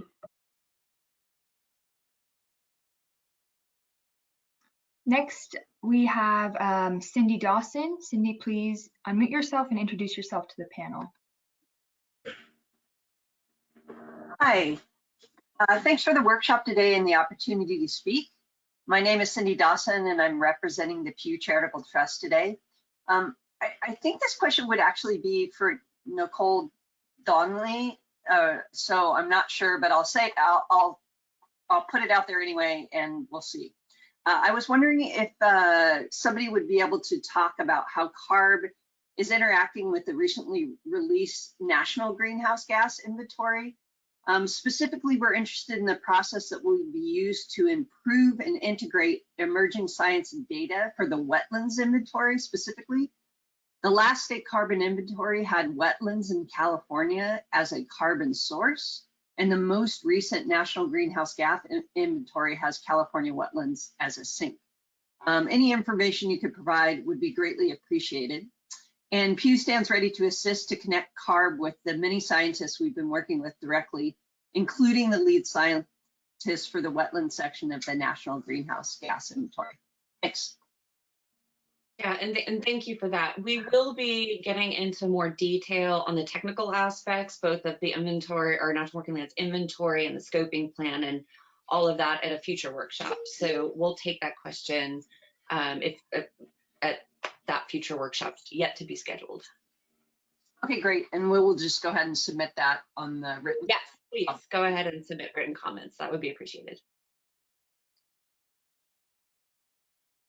Next, we have Chuck Mills. Chuck, please unmute yourself. Thank you. Hopefully everyone can hear me.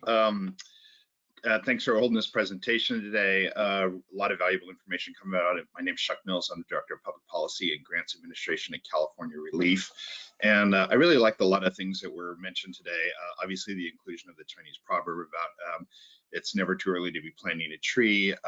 Discussion around integrated approach and holistic view. I think a two-part question. I think it may be directed to Nate, although it's possible that it would also go to Shelby. And that was that, there was a lot of depth of detail discussed today around forest and ag lands, but Nate, if I'm quoting you correctly, you said that there is a significant opportunity within the realm of urban forestry to apply climate strategies in the areas most of us call home. I would agree with you completely on that. It's obviously, difficult to do that when, the state proposes and it's may revise $0 new for the state's urban forestry program, but I appreciate the shout out nonetheless.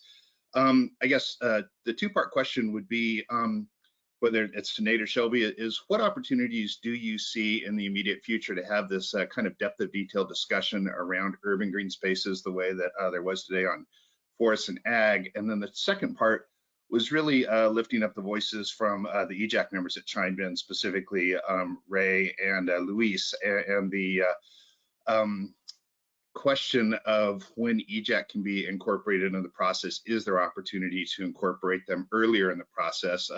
There really wasn't much said about social justice or environmental justice today. I know there were a few icons thrown up at the beginning of the presentation that touched on the multiple benefits, but environmental justice and social equity was not one of them. So I don't know who would field those questions, but certainly anxious to learn more about opportunities if they exist. Thank you. Yeah. Good morning, and thank you for the comments. I'm not in a position to speak about the funding. I just don't have the answer for you, so I'll start out with that. The questions related to whether urban green spaces are an opportunity.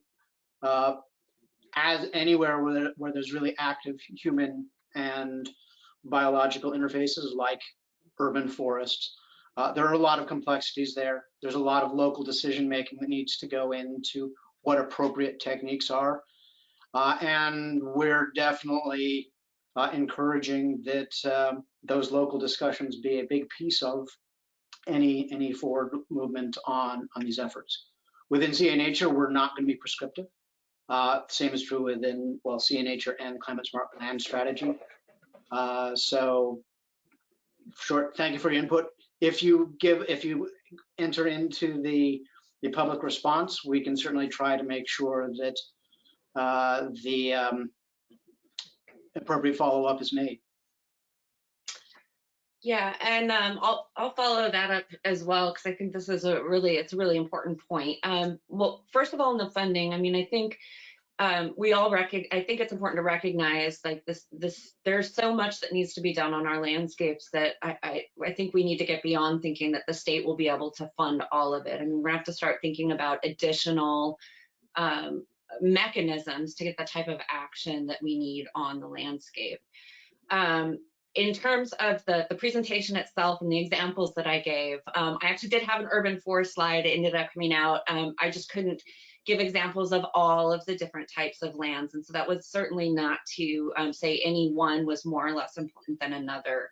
Of course, urban green spaces and urban forests, those are going to be really important, I think, particularly as we think about environmental justice and equity considerations. In terms of the Environmental Justice Advisory Panel or the Environmental Justice Advisory Committee, we are committed to having them involved and upfront, which is, of course, in part why they've been invited to these workshops, and we did ask for them to comment upfront. We do intend on working closely with them. We've got some, I think we're working on setting up some briefings with them to get their input, and certainly we're going to have our regular community engagement where we're hoping we're also going to get some of those additional perspectives. And I do want to just point out, I don't know if it's the right place to do it, but I attended CNRA's workshop that they had yesterday on using nature-based solutions to advance equity. And there's this document right here that I've printed and read already. It came out yesterday. It is called Advancing 30 by 30 and Climate Smart Lands, Using Nature-Based Solutions to Advance Equity. It's their advisory panel summary document. So I encourage everybody to take a look at that. It's a great document. So anyway, to answer your question, it is at the forefront of our mind, both urban greening, urban forestry, environmental justice, and equity. We hear you. Thanks, Shelby and Nate.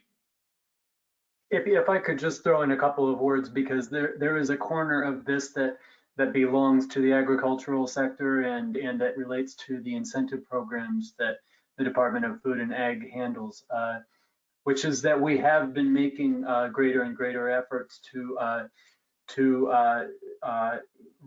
get applications from socially disadvantaged farmers and ranchers and people located within disadvantaged communities for our programs, and within reason we've had quite a bit of success, and going forward, certainly the secretary is very aware, as are the people in our program, that in our office, that outreach to particular communities which might not even have English as a first language, but may face other sorts of communication or application barriers, is something that is being addressed very seriously, and it was something that came out consistently also in the listening sessions.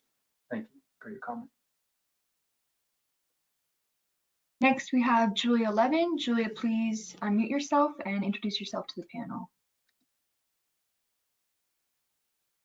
Hi, Julia Levin with the Bioenergy Association of California. We represent more than 80 public agencies, local governments, community groups, utilities, and developers of organic waste to energy projects. By way of background, I was at the Union of Concerned Scientists in 2003, and we were the sponsor of the legislation that created the greenhouse gas inventory for the state. So I really appreciate the work that all of you have done and others to bring it to the point where it is. And it is really great to see natural and working lands fully incorporated into the scoping plan finally, and not just kind of a side issue in a series of side reports. So I want to thank you all for that. I want to repeat a comment that I made yesterday, which is, I think given the rapid increase in wildfires and the fact that the vast majority, other than in 2020, where it was the largest fires were caused by lightning strikes, in most other years over the last few decades, our largest fires have been caused by human activity and human infrastructure. And so I think it's critical that we properly classify the emissions from those fires as anthropogenic. And under state law, SB 1383, anthropogenic black carbon has to be reduced 50% by 2030. So while we call them wildfires, and they are wild in their behavior, as Jessica explained really well, they are human caused. The vast majority of our fires are now human caused, and we have to treat them as such, and that includes treating the emissions that way. In terms of emissions reduction strategies, I hope everyone has looked at the recent report from the Air Board on the effectiveness of our various climate investments. And by far, the biggest success has been in the dairy digester program. It has reduced greenhouse gas emissions 3 times more than the next most successful investment. So it's just impossible to overstate how big a benefit dairy digesters are providing to our climate change goals and our climate.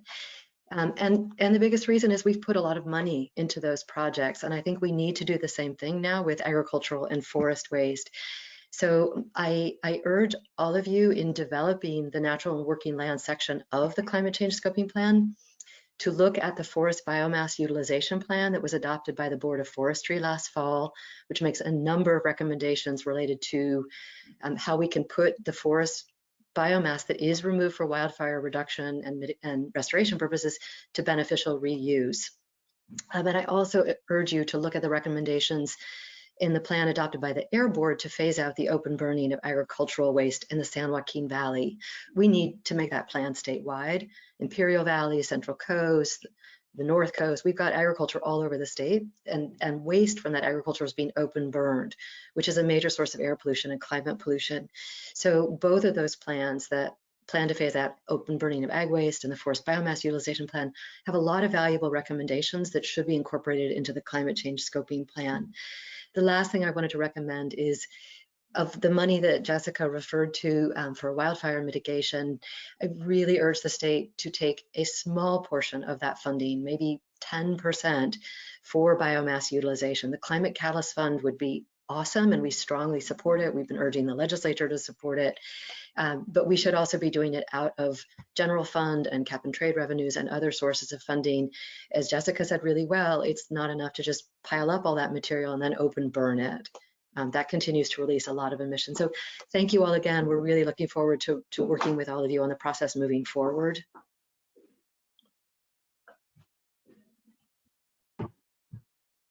Thanks, Thank Julia. you. Thanks, Julia, for your engagement. And just to sort of highlight some other aspects of the budget. So yes, the Climate Catalyst Fund is currently in general fund and before the legislature. So appreciate your advocacy on that front. And then there's also pilot programs at OPR being proposed in the budget to aggregate woody feedstock.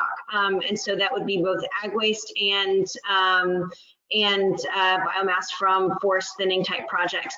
And so that's been one of the big hurdles in getting these to secondary markets and higher uses, such as, everything we've kind of talked about earlier. And so, so really supporting those innovations and our work there to try to unstick some of the market hurdles in this sector is going to be really crucial to reducing that black carbon emission from open pile burning.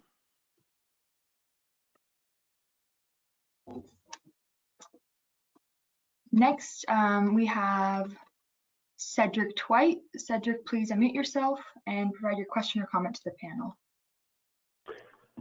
Good morning, everyone. it's not quite afternoon. Cedric Twite, Sierra Pacific Industries.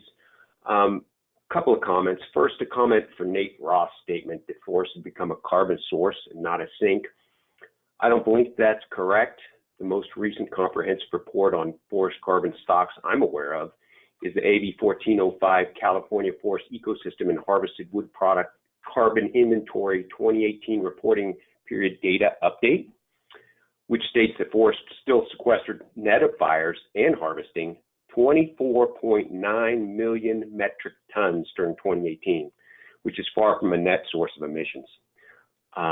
Maybe Nate can clarify where he got that statistic and whether it was the result of shrubland and chaparral being included in the forest category for emissions, which is not appropriate because they're different ecologically and their capacity to store and their periodicity for emissions is distinctly different.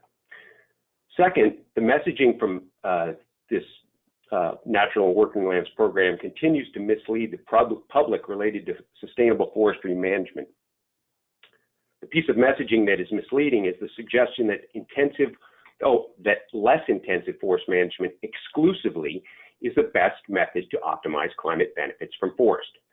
Less intensive management in many instances is the best approach, but is not exclusively the best approach on all lands. Sure, on public lands and unengaged private lands, this less intensive forest management is best because doing less intensive management is a substantial step forward from not doing any management and leaving the forest overgrown and susceptible to drought and fire. But what is frustrating is that less intensive forestry everywhere is not an approach, will not alone meet the wood demands of California. California continues to import 80% of its wood products.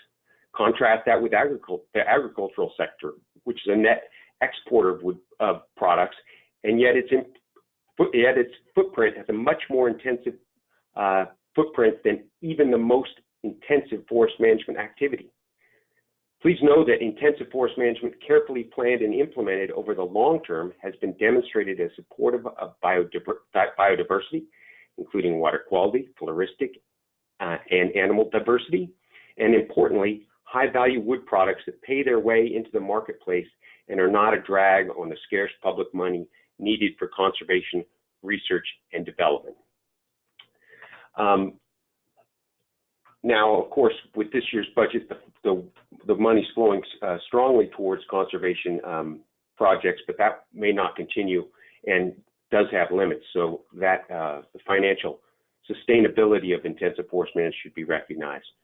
So once again, I would suggest that for accuracy and not to mislead the public, the slide elevating less intensive forestry as the exclusive climate solution should be edited to state less intensive forest management and holistically planned intensive forest management be the message for folks to appreciate in terms of meeting all of our climate goals.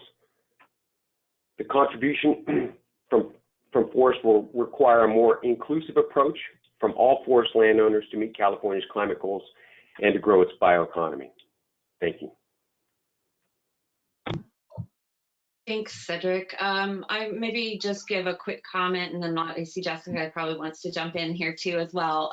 Just on the inventory question, I just want to clarify that there are actually two inventories that include forests. So CARB and CAL FIRE inventories, they have different, they're both required by legislation, but they both have different scopes and different methodologies. And staff in both agencies do work closely together, doing technical deep dives to understand the differences and similarities between the two.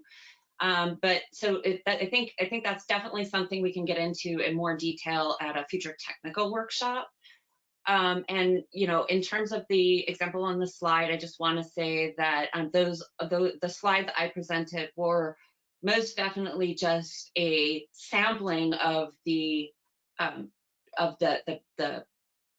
possible climate smart strategies that could be put in place on our landscape. It was not meant to be inclusive. And I think you've commented to me on that before, and I will make sure to make that clear going forward. Go ahead, Jessica. Yeah, I mean, I think, Cedric, I think you bring up a couple of really critical points, and I want to highlight kind of where that fits into our broader thinking as our approach to climate resilience throughout the state. Really, our guiding light is making sure that it's trying to prevent vegetation type conversion. So I don't think, I don't want to comment on anyone defining intensity of forestry, or silviculture practices, but I think the guiding light for us is vegetation type conversion. That we don't want to have these catastrophic fires coming through that are stand destroying, that then convert those forests to shrublands, or catastrophic fires coming through converting shrublands to invasive grasses. And so we're really trying to make sure that we are establishing tools for resilience, which includes agriculture, right? We have 8 million acres of productive timberlands in California that are privately owned and operated, and that's a really crucial piece to recognize. And then we have 20 million acres that are federally owned and operated, and so we need to make sure that those 8 million acres of commercial timberlands that are privately owned and managed are continuing to stay as forests. We don't want them converted to housing. We don't want them converted to shrublands. And so that's really crucial. And I think, Cedric, also really, you make a great point that's important and a little counterintuitive for climate activists to understand that California has the highest standards of silviculture in the world. And that means that any management happening on the land is going to have a baseline of ecological standards associated with it. And so the fact that we are importing 5 billion board feet of less sustainably produced wood, and then potentially chipping or pile burning wood that could be sustainably used is not a net benefit for the carbon cycle that we would like to see in this country. I would rather see us start creating more of an infrastructure to utilize and potentially merchantable wood so that it does not get chipped or harvested. And that's a little bit tough to digest sometimes. And that doesn't mean that we are advocating for clear cuts, right? The goal is to make sure that we are promoting sustainable forestry. Because if you have silviculture, and that it also means that silviculture practices need to keep pace with climate change, because we are seeing plantation forests lost to catastrophic fire and get caught in sort of riptides. I was just driving through an area where a lot of small trees that had been densely planted got wiped out by the bear fire. And so whereas the creek fire was a really good example of commercial silviculture that was productive. You had Southern California Edison was operating around Shaver Lake. They had been doing selective logging for profit on that forest, using prescribed fire to manage and keep it sort of at the right pace and level. They had a lot less instance of tree mortality during the drought. So the Forest Service land on the same ridge that had not been managed had 80 to 90% tree mortality. The actively managed land had 25% tree mortality. Then when the creek fire came through, you had that high intensity, high severity burn.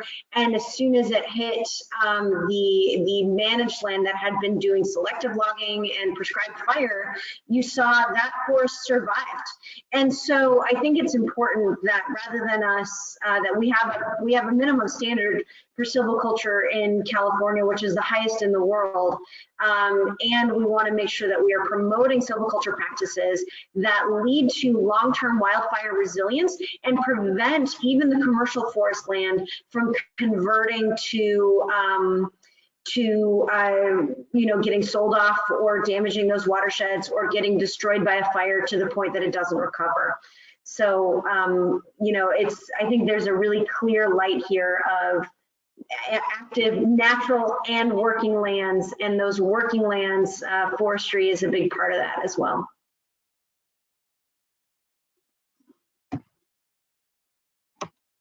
Next, we have Daniel Ress. Daniel, please unmute yourself.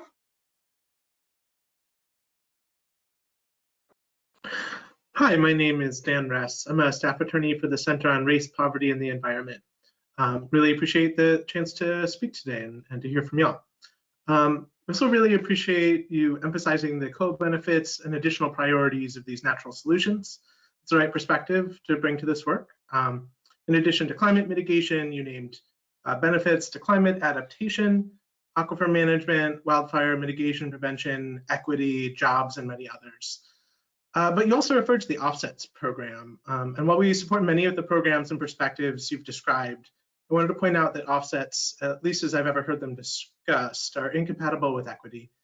Pollution happens in communities of color, low-income communities, and enabling continued pollution through offsets continues and exacerbates environmental racism and injustice.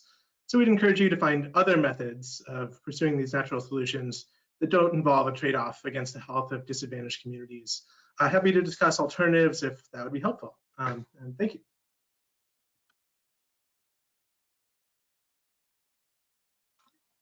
Next, we have John Loria. Oh, go ahead. John Loria, you're up, and please unmute yourself. Thank you. Yes, John Loria with the California League of Food Producers. I represent the large and medium food processors that are operating in California. In fact, our seasons are just about to start here, so you may not see me for a couple of months as we go forward. Again, thank you for the opportunity to speak. At this time, I really don't have a question. However, I'm pleased to see that the scoping plan is open to exploring the incentivization of both ag and food production that will promote the expansion and preservations of farmlands. I believe this is a recognition by CARB and staff of California food production's industry's potential as a significant source of carbon sequestration. And it's something that we've been exploring with our members over the past few years, in fact. I look forward to working with staff to develop the recommendations on how best to maximize the sequestration potential of the food processing industry. And I hadn't planned to comment on this, but the last commenter suggested that offsets were some kind of violation of equity. I can tell you right now that the food production industry depends upon these offsets in order to be able to meet its compliance obligations. Otherwise, it's going to get extremely expensive. The food production industry right now is under a lot of pressure from a lot of different areas, not just the climate change issues. Those are significant, and we're working towards trying to fix those. But we also have energy issues. We have energy costs, reliability. We have water issues. We have labor issues. We have transportation issues. You know, all of these will contribute to really harming the industry, and we need to make sure that, you know, if CARB, you're looking at all aspects associated with how best to not only reduce the emissions and reach the state's goals, but to preserve the industries that serve these communities. Food processors, for the most part, are located in those environmentally sensitive communities and in the disadvantaged communities. We supply jobs. We also do our best to be able to supply environmental benefits associated with our operations out there. So I would urge each of you, if you need to take a tour, assuming COVID allows that, to come and visit our facilities, see what you're looking at out here and how best we can help you and you can help us to work towards the environmental goals of California. Thank you.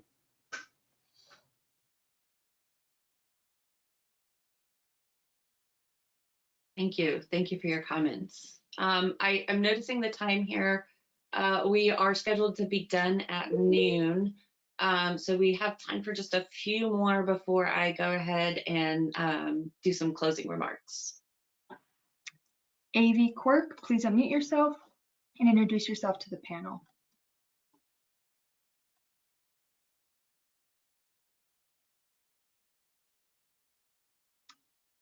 Okay, it looks like he dropped off. Moving on, Andrew Meredith, please unmute yourself and you're up. Hi, this is Andrew Meredith. I'm the Northern California Regional Director of the State Building and Construction Trades Council of California. On behalf of our nearly 500,000 members, I wanted to thank the panelists for a very informative morning session. My comments are really going to be just directed at the issues surrounding the forest land component of this morning's discussion. We were happy to hear such a detailed explanation of the environmental impacts that these fires have in California. I really wanted to tie that into the environmental justice realm. I want everyone to remember that many of these wildfires are ravaging poor, rural communities disproportionately. As these fires are getting bigger, more and more of these traditionally poor communities are bearing the brunt of those impacts. We saw this with the Camp Fire in Paradise, where nearly 100 people lost their lives, as well as the North Complex in the Plumas County area last summer. In Paradise in particular, the fire created an unmitigated affordable housing catastrophe in Butte County, which is close to home for me, which is really a testament to just how hard low-income families are impacted by these types of fires and events. The voices of communities in rural parts of the state, unfortunately, are often excluded from the discussions around climate change in California. EJAC's own makeup reflects this to some degree, with no apparent representation outside of major metropolitan areas. I really hope that the members of EJAC today will take these facts to heart as the scoping plan is crafted. We have to acknowledge contributing factors like fires towards our current climate scenario in California. And we can't just have tunnel vision in regards to some of the more publicized contributors of greenhouse gas emissions. If the scoping plan is really going to be a true framework towards achieving the 2045 goals, we simply must factor things into discussions and our thinking like wildfires, home hardening, as someone spoke of earlier, grid hardening, responsible forest thinning, can all make these fires more manageable, which will minimize their impacts on air quality. Approaches like this, combined with other outside-the-box thinking on the industrial side, like carbon capture technology, are things that we simply must invest time and resources in. Thank you.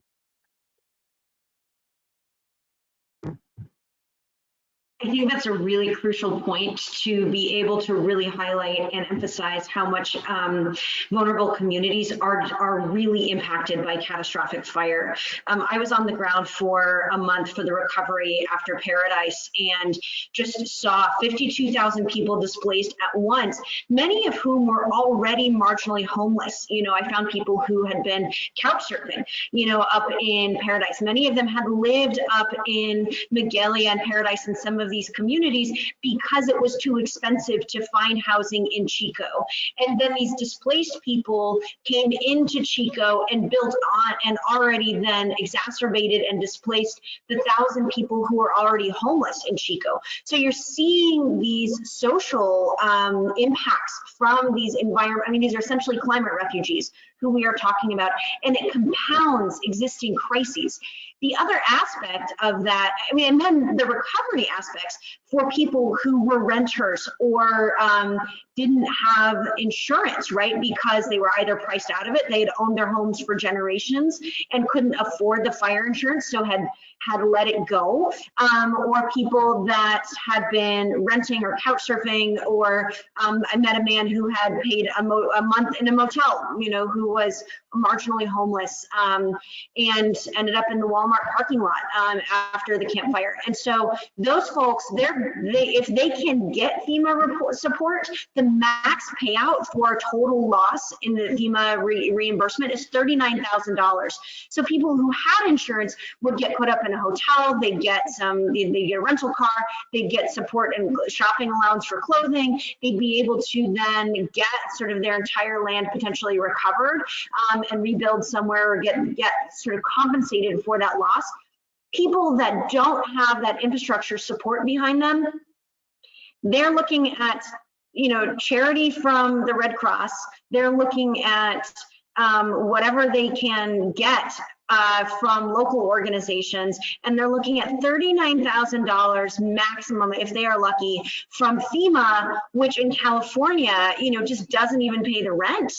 It doesn't allow you long enough to get back on your feet and recuperate your losses. So that's really crucial. The other aspect of environmental justice and wildfire is really looking at the smoke hazards. The smoke impacts are truly are really crucial to be alert to, because we see see exacerbated health crises in seniors, increased instances of heart attack and stroke after exposure to wildfire smoke, prolonged exposure. We see increases in chronic asthma among youth, and other health ramifications as well. That CARB has been doing some really great work, as has Stanford, on looking at the impacts of wildfire smoke exposure, like many of us were exposed to last summer, even if you're not close to these fires.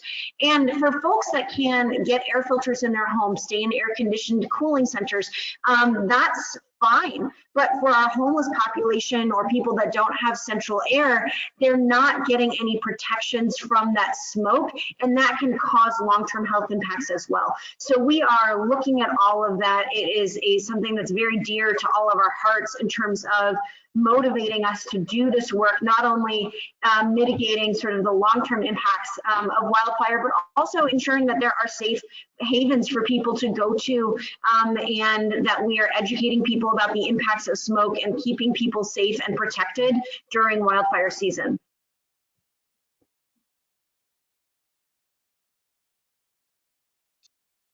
It looks like we have time for 2 more questions or comments. Next, we have Asha Sharma. Asha, please unmute yourself and introduce yourself to the panel.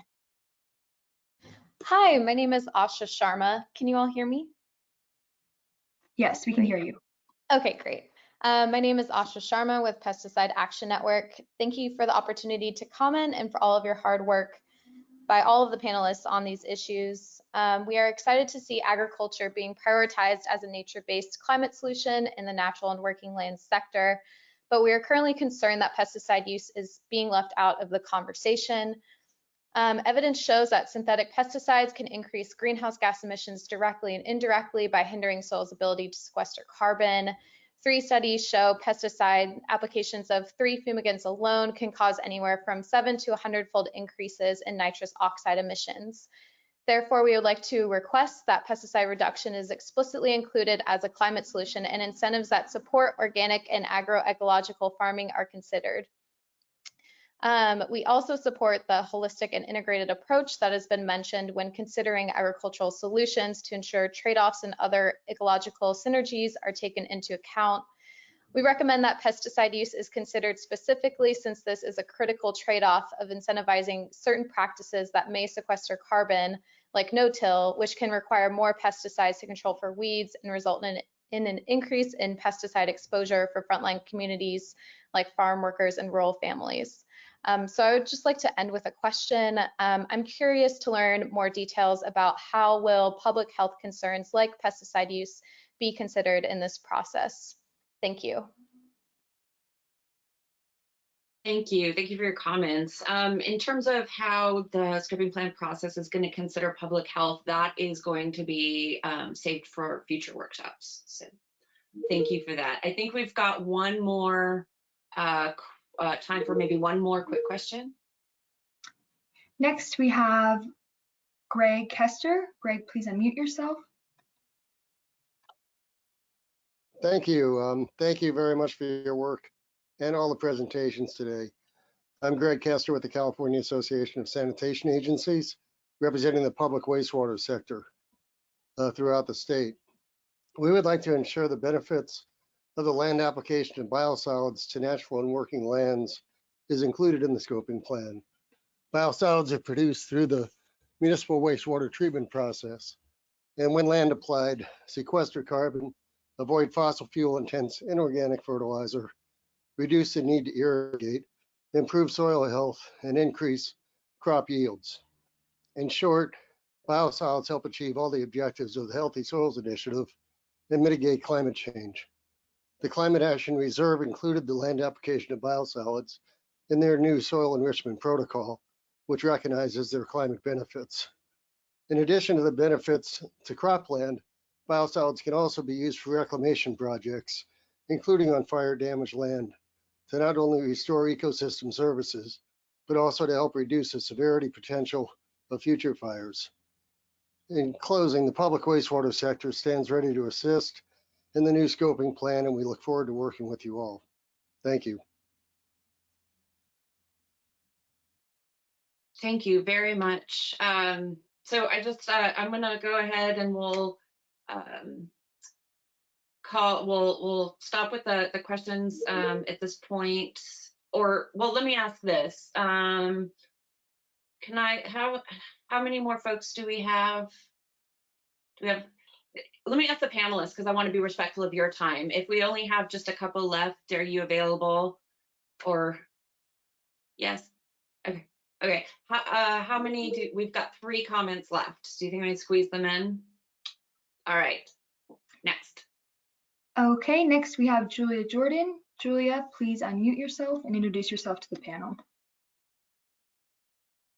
Hi, thank you everyone, and thanks for the opportunity to comment. I appreciate the few minutes of extra time there. My name is Julia Jordan, and I work with Leadership Council for Justice and Accountability. We're a community-based advocacy group in the San Joaquin and Eastern Coachella Valleys, and we work directly with residents who are impacted by climate change, air quality, and a variety of environmental justice issues. And so I just wanted to appreciate all the work that you all put into this so far, and appreciate the comments about multi-benefit approaches as well, including public health, water quality, air quality, and sustainable communities. And I'd like to second the comments made by the individual from Center on Race, Poverty, and the Environment, and also those regarding the pesticide issues that Pesticide Action Network mentioned as well, given the fact that pesticides are a big part of climate change, emissions, air quality, water quality, and public health in both the use and production. And this is something that's a big focus and priority for the residents that we work with, who are impacted and exposed every day, through work or through just being at home and living near large sort of industrial agricultural operations that rely on pesticides. In terms of some additional comments, I just wanted to also emphasize the need to think about the role of farm workers as part of climate solutions within this context.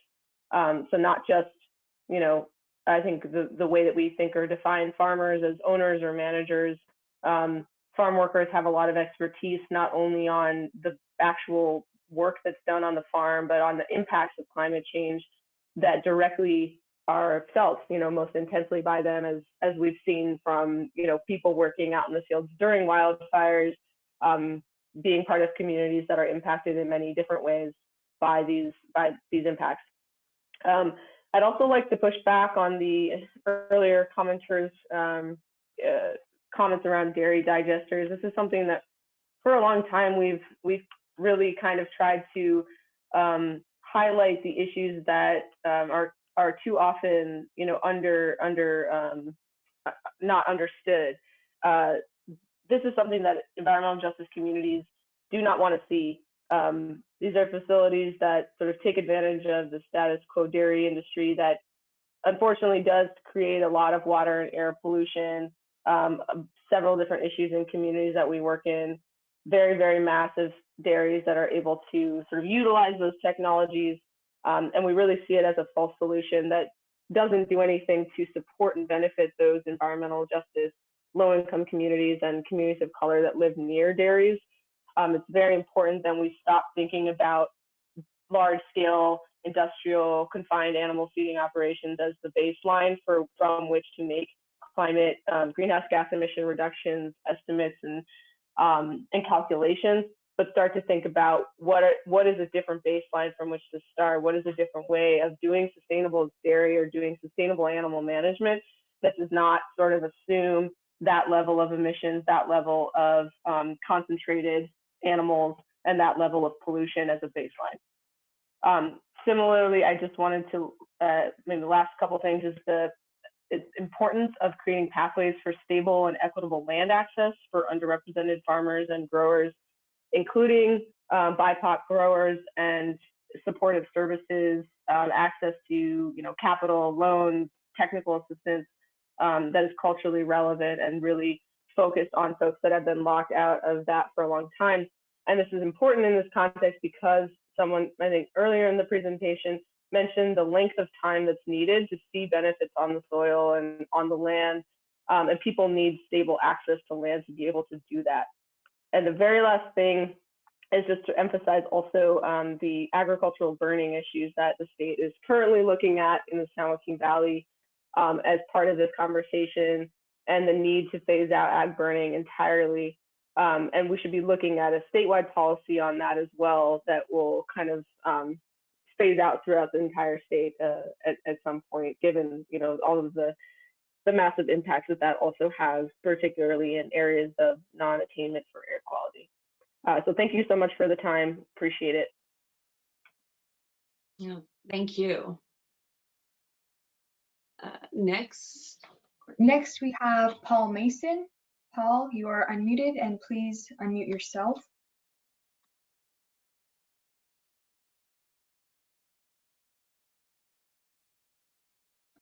Paul, it looks like you're still muted on your end. You will need to unmute yourself by clicking the microphone icon in the left side of the panel.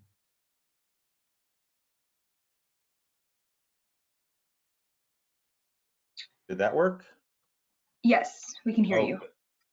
Well, thank you, and thank you for taking the extra couple minutes to get to the last of us who didn't get in line early enough.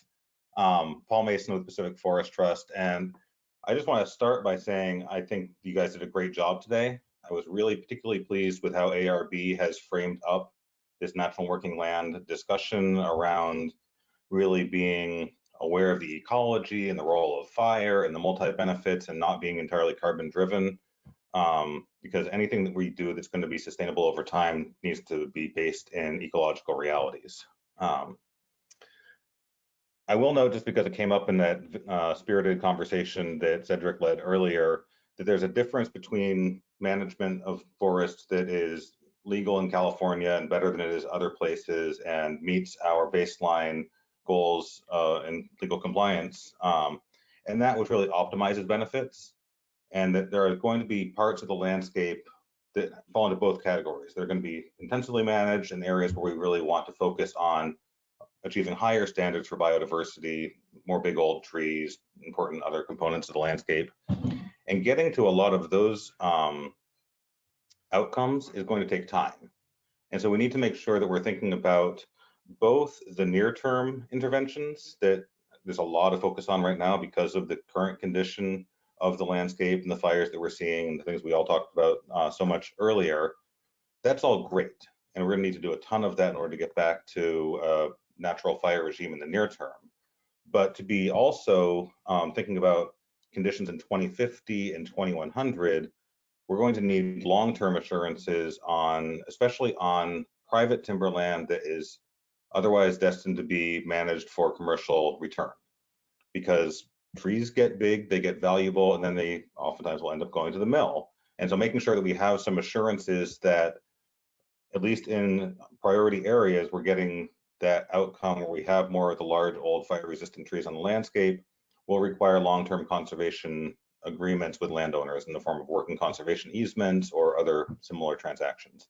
So I just wanted to really appreciate the fact that the framing was to be looking both at the near-term interventions, but also 2050 and 2100, and it will need tools in order to really get to those outcomes.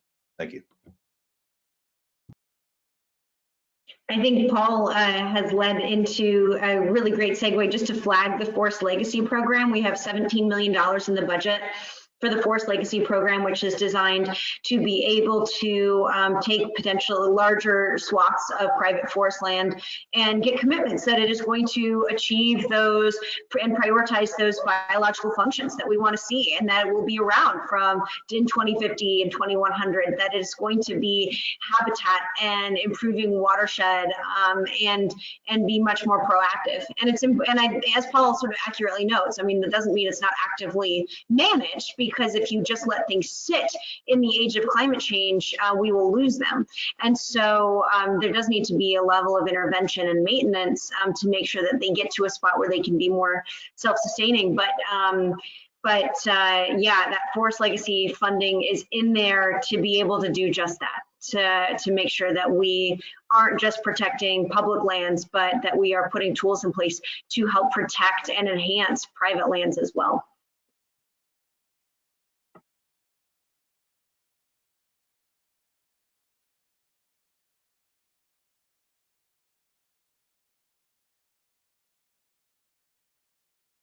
Okay, I think we have one remaining comment. Courtney, is that right? Yes. Lastly, we have Roger Lynn. Roger, please unmute yourself and introduce yourself to the panel. Hi, Roger Lynn. I'm an attorney with the California Environmental Justice Alliance. Very much appreciate the added time, and I'll try to be brief. I echo the comments of Leadership Council for Justice and Accountability, the Center on Race, Poverty, and the Environment, and the Pesticides Action Network, and have the same two comments that I made at yesterday's overview workshop. First, the need to adequately integrate environmental justice and public health as soon as possible, as already stated by some commenters and the EJAC. And second, to remind staff of the mandate to meet SB 32, the 2030 target. I've heard a lot about carbon neutrality yesterday and also today, but today very little on 2030. Again, the 2030 target is mandated by statute, whereas the neutrality goal is an executive order. Focusing on a neutrality target in 2045 kicks the can even further down the road and moves us away from equitable climate policy and a concrete and direct target for 2030. This is particularly concerning given the inventory and reporting issues inherent in natural working lands or nature-based strategies that the recent report on offsets and overcrediting from Carbon Plan provides one example of. So again, I urge staff in any modeling, studies, or analysis on 2045 or the targets to be set at a future workshop to also see how those contribute to meeting our mandated 2030 target that can better ensure equity. I appreciate staff noting the need to prioritize direct emission reductions and highlight that is also another requirement of state policy AB 197 adopted in conjunction with SB 32, the 2030 target. Thanks for the time. Thank you. Okay, so with that, I'd like to thank all of the commenters and attendees here today. I want to remind you that we also are taking written comments at the web address shown here on the slide, and we do highly encourage you to submit written comments. I'd like to thank all of our panelists once again, Jessica Morse, Deputy Secretary of Forest Resource Management at the California Natural Resources Agency. She moved the earth, heaven and earth, I don't know what's the term, to be here with us today. And so we're definitely grateful for that. We also had Jenny Lester Moffatt, who had to drop off. She's the Undersecretary at the California Department of Food and Ag, as well as Michael Wolff, Senior Environmental Scientist with the Department of Food and Ag. Thank you, Michael, and pass on our thanks to Jenny for joining us today. And of course, last but not least, Nathaniel Roth, from the Department of Conservation. He is the Chief Science and Data Advisor there. We really appreciate you all taking the time to join us, to respond to questions, and we look forward to coordinating with you as we move forward. So you can feel free to go about turning off your videos or stick around if you like. I'm just going to do a couple wrap-up slides about the scoping plan process moving forward, and we will close it up from there. So can I get the next slide, please? So I am going to stop sharing my screen as well so I can see the slide better. So AB 32 requires the scoping plan be updated every 5 years. So the statutory deadline to bring this plan before the CARB board for adoption is at the end of 2022. The timeline here depicts kind of the major milestones that we are planning around to meet that adoption deadline. So following this week's kickoff series of meetings, workshops, there are going to be many more opportunities for folks to engage in the development process through both the scoping plan workshops, the Environmental Justice Advisory Committee meetings, community meetings, and more. So all of this is being planned for the summer and going on through next year. We are working towards the release of the draft scoping plan in spring of 2022 for a 45-day comment period. And that's going to be followed by our first 2 board meetings and the release of the final plan in fall of 2022. And that'll be proposed to our board at the winter 2022 board meeting. Next slide, please. So there are a number of key scoping plan lands questions that I'll just throw out there. We will take feedback on these through the comment log or just food for thought as we move into the more focused scoping plan workshops. But these questions here, what are the scale of the carbon sequestration and losses that we should expect by 2045 or beyond 2045? How do we reflect upcoming and past actions on the landscape? What federal, state, regional, local plans or policies should inform this effort? What are some of the environmental and economic trade-offs of these actions for California's communities? What are the varying equity and environmental justice considerations for different land types, and how do those vary regionally? And how do land-based actions and outcomes intersect with our work to decarbonize the other sectors? Certainly there are far more questions and thoughts and perspectives that you all have, and we look forward to hearing from you on all of those. Next slide, please. Staying engaged. We highly encourage stakeholders to utilize the many avenues available for engagement during the update to development process. These are going to include, as I mentioned previously, attending workshops, the Environmental Justice Advisory Committee meetings, reviewing and commenting on materials, and attending our board meetings.